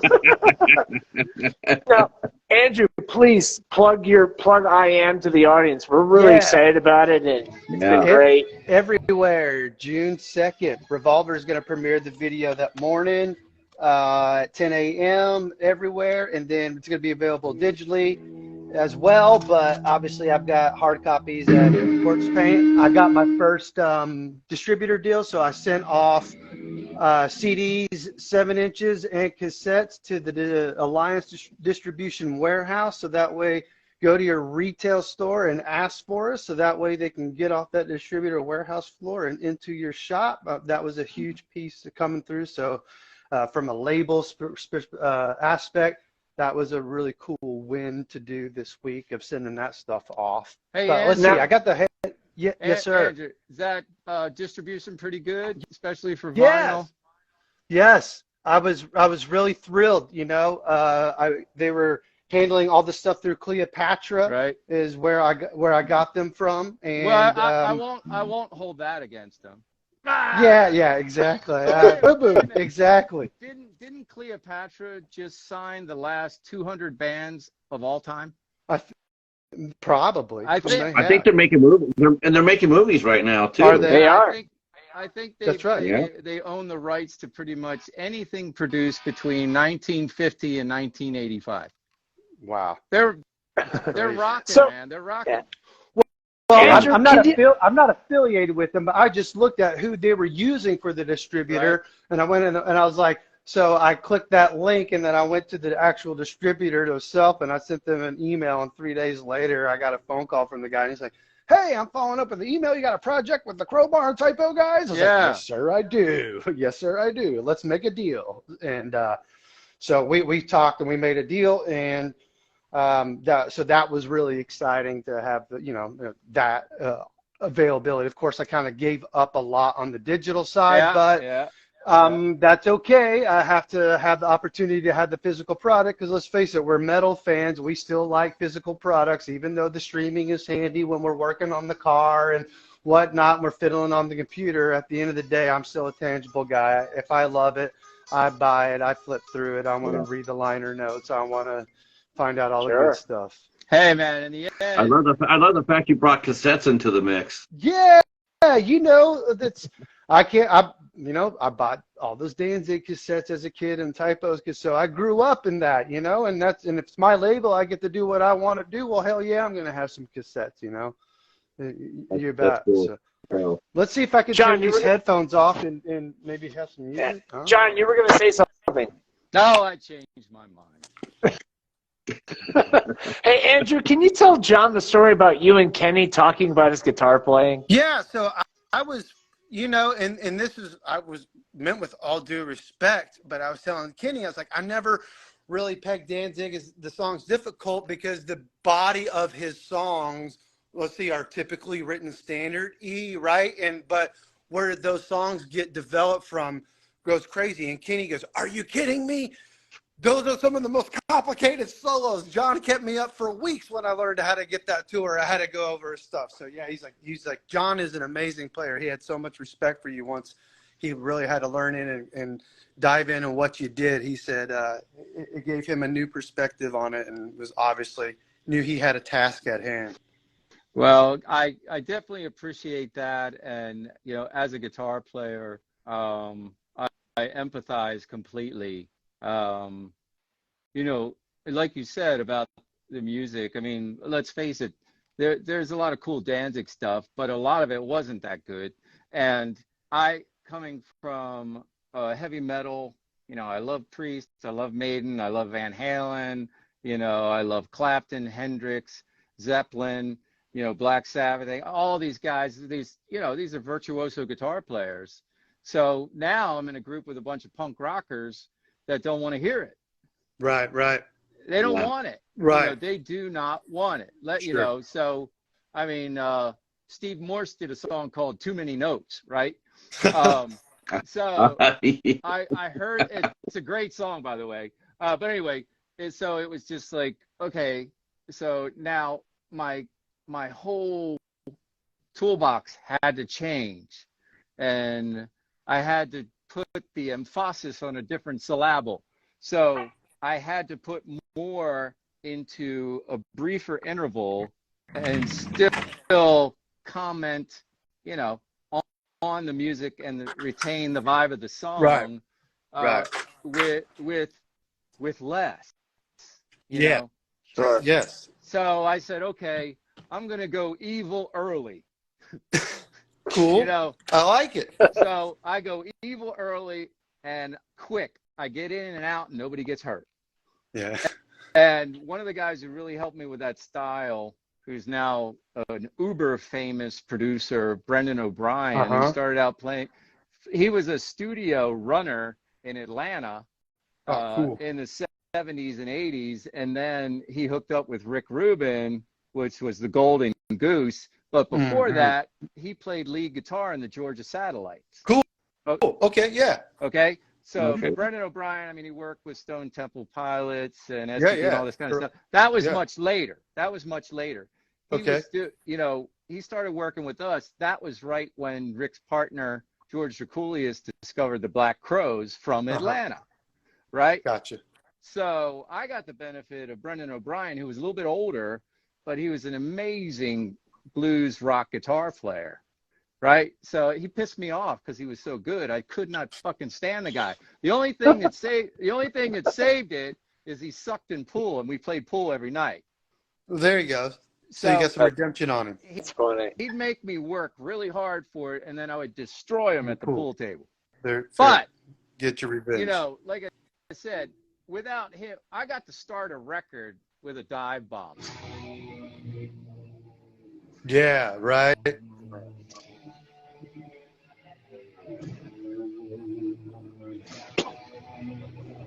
What guitar player gets to start an album with a freaking dive bomb? Right. Nobody. And John Christ does. That's who. That's right. We spent 8-9 hours going through different Marshall cabinets, Marshall amps, and all this kind of stuff. I'm just doing dive bombs all freaking day long. We're changing microphones. He's putting them on ladders. He's putting them in tubes. We're putting them in air conditioning vents. Blah blah blah blah blah. He's doing all. He's got people running around all day long. But when it finally came out, those tones on that Lucifuge record, I figured out what I wanted to do, and I told him the tone that I was looking for, and he made it happen. So by the time I came into overdubs in the studios, I just stopped thinking, and I said, you know what? I can't think about this anymore. I just got to go. He said, don't worry, I'll tell you if it's good. and then we would go through it, and we discussed some things. He was like a big brother. And then when I nailed it, he goes, that one was rocking. That's it. And I Wow. go like, I said, okay, 9-ball, your break. Nice. Yeah. Right? I want to say this real quick too, because you mentioned about the studio work. I read Danny Goldman's book. He used to work for Mercury, and he was also a studio producer. And when John was saying how they're putting the mics everywhere, he's not bullshitting. That's exactly what you guys do in the studio. I was amazed. I was like, I thought it was just a simple, everything gets set up like before a show. Nope. I could not believe what he brought into the studio to get a certain tone or certain sound. It was amazing. Yeah. And so when I'm hearing you say that, I'm going like, a lot of people are going like, man, he's exaggerating. Well, but you're not. Here's the thing. Rock bands, you get together in your basement, your garage, your rehearsal studio. You get into this familiar zone, right? And everybody's cranking, everybody's pushing it, and the room is vibrating. It is thumping, right? And the sound that we're hearing is not just the guitar and the vocals. Not only am I hearing the guitar out of my amp, I'm hearing it bounce off the wall, bounce off the drums, off the ceiling. Some of it gets sucked up in the carpet, some hits a sofa, but it might hit a hard surface over here, a control room glass, blah, blah, blah, blah, blah. Every instrument in the room is doing the same thing, right?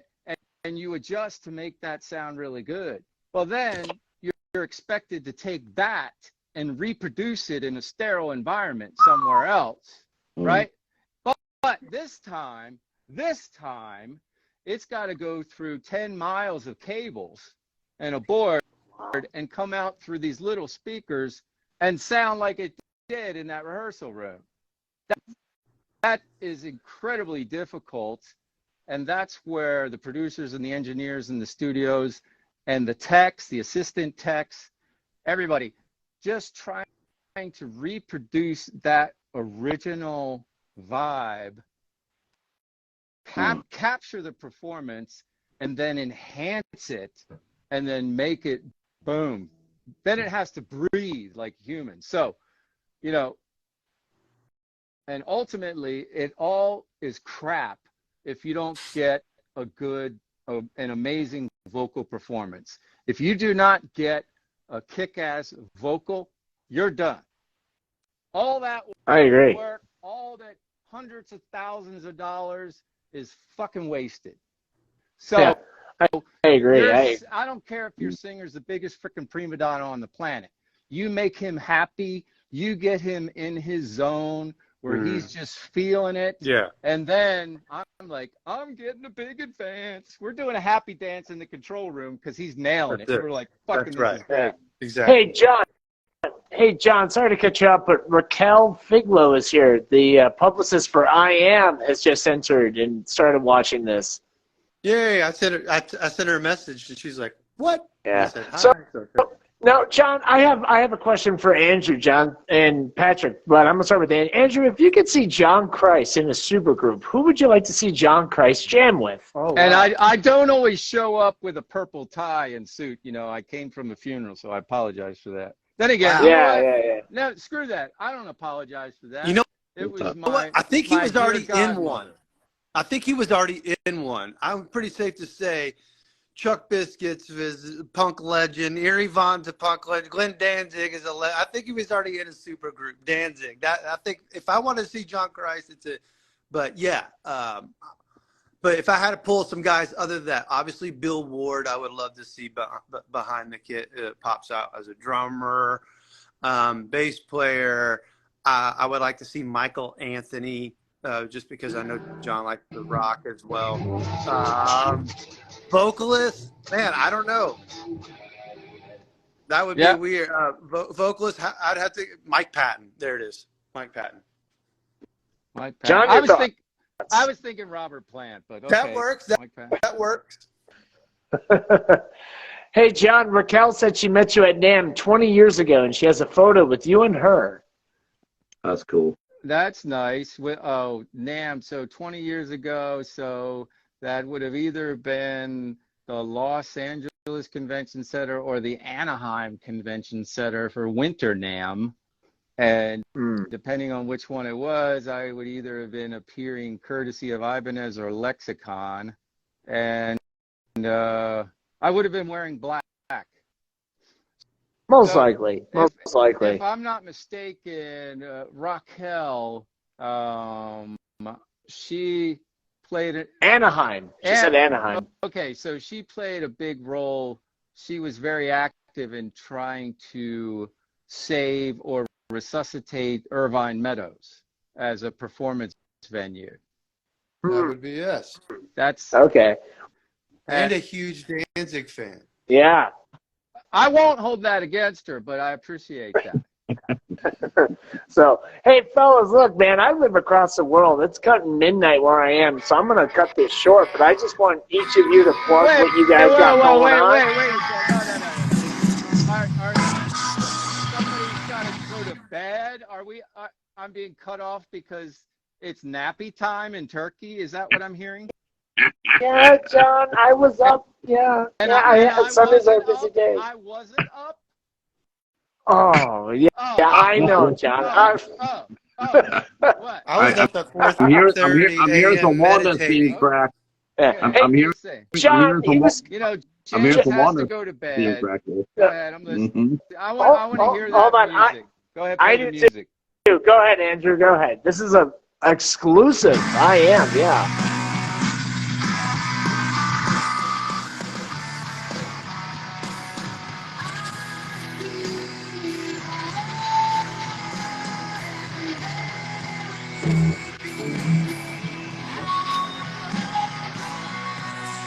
What do y'all think? It sounds great. It sounds great. So, Sounds really good. Patrick. So, would you do an interview with Andrew and Todd Strange Yeah, together? yeah, Hey, just definitely. you got T. T's got enough to talk about. Oh Hey, man, There always. you go. I'm No, super you've been. busy. Uh, But yeah, yeah, I T, understand. yeah, Well, I'm going out of town next week with family and vacation. Then I'm going to New Orleans at the end of the month to record some more tunes. Oh, that's gonna be Nice. great. Yeah. That's yeah, gonna be just great. you know what? Though? We'll just stay in touch, Andrew, and then when your Yes. schedule lightens up, then Yes. yeah, we'll do that. Absolutely. Yeah, I was going to say right now, your schedule with the release has got to be insane.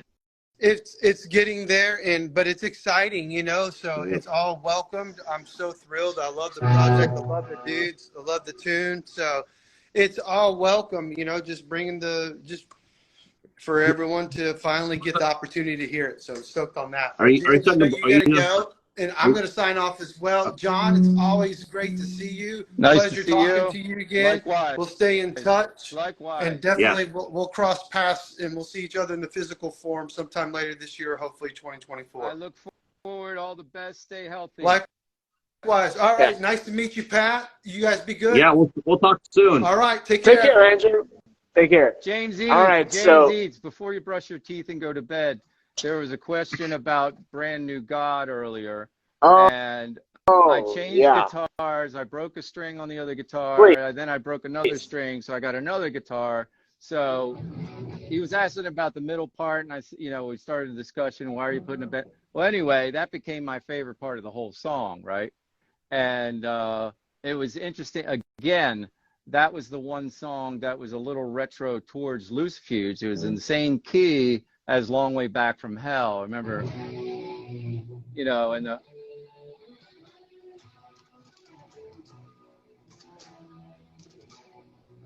I love that song. See, Patrick, when he goes live with us, Right. he's not going to have Okay. this problem. So, but in the song, what he's talking about, Brand New God has this.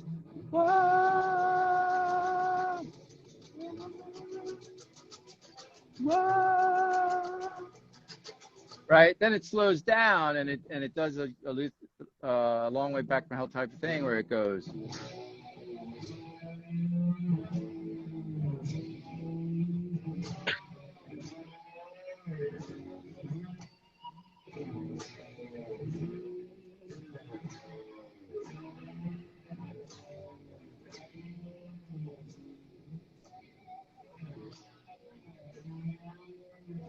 Yeah, it's Instagram. Right. Yeah, So they're you got suppressing it. dropouts and all that. I know it sounds not great and all that, but the answer to the question is that when we started messing around with it and actually doing the bends, the chords were different. We changed the chords a bunch of different ways. That was part of the way Glenn and I wrote together. Is we would start with a couple of just fragmented ideas, and then I would take them and loop them. I'd just be like the guitar loop machine, human guitar loop machine. And then we would make some changes and experiments. And if it still wasn't going right, I'd be like, all right, go ahead and pick up guitar, let's jam, let's figure it out. We would go back and forth. And then I would pick up the guitar again and the band would come in, and then we'd start playing. And it was so funny because I just hated that idea when it first happened. And then I've seen videos of us doing it. I think it was 95 Rock am Ring. It was one of my last shows with the band ever, right? MTV Europe, and we did Mother and blah, blah, blah. And it was with Joey Castillo. We did Going Down to Die. We did Can't Speak and all that.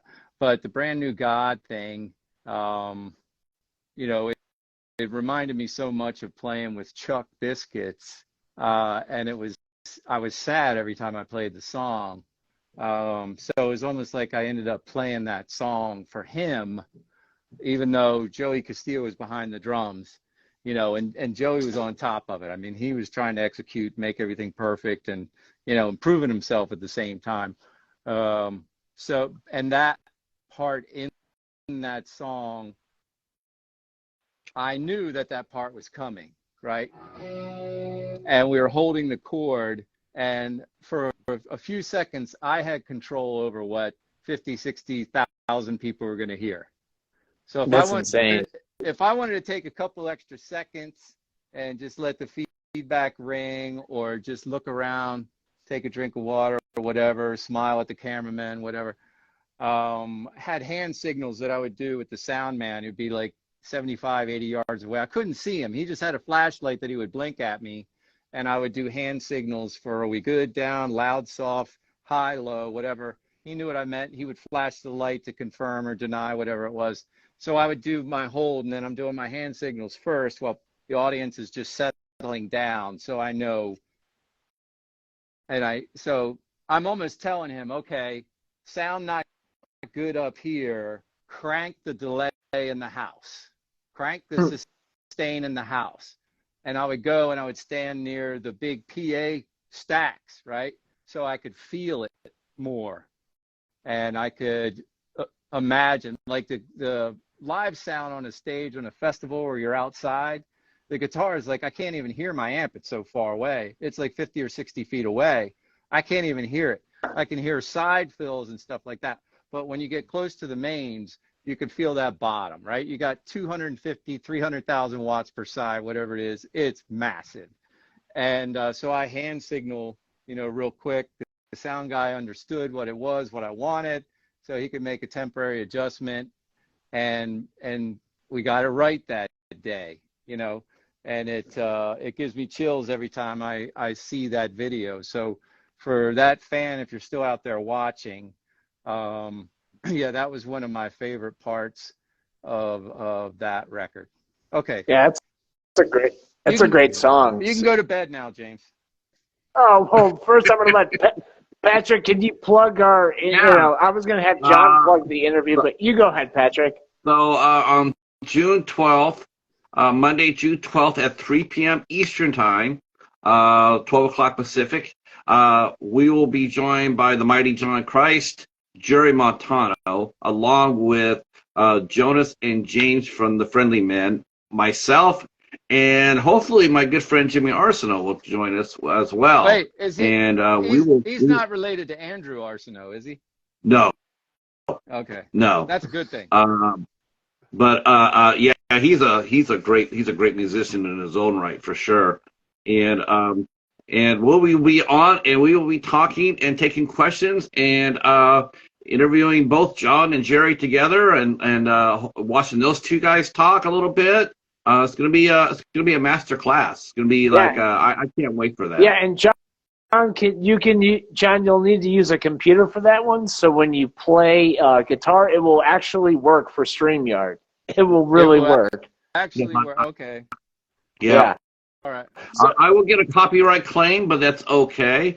I'm fine with that because it's worth it, and I'll put a disclaimer down into the video. Patrick, every single Friendly Men interview with John gets a copyright claim. Every single one of them. I'm going to get it. I know it. Yeah. So we will be there at 3 p.m. Eastern Time. If you go to my YouTube page, it's the same. It's the same as my Instagram page. Have Cheetah Will View. You'll see. We'll be having we'll be putting the banner out for it, so you can come by and you can follow the channel, and you can also click on the notification. Notify notify when we do the show, when we go live. Sure. You'll get noted. Yeah. Sure. And a message to Raquel, the publicist, who's watching us. Patrick also interviews artists for his channel, and he had Todd Strange, who is one of your clients. So check it out. John, all right, your turn, Johnny boy. What do you got to plug? No más aquí. Mucho mucho ocupado presente y futuro y junio y julio y agosto y septiembre y noviembre y diciembre, sí. Ahora está fresco, mucho calor en el ventana en futuro.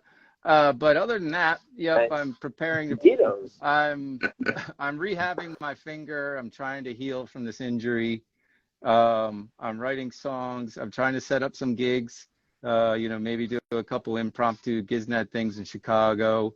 We got Days of the Dead coming up. Like we said, we got interviews, podcasts. I'm looking forward to the 12th. Hopefully a Gibson thing in the near future in LA. Drummer Stefan Svensson, who played on Flesh Caffeine, has got a project going, so I'm hoping to crash his studio and his guest room. Jerry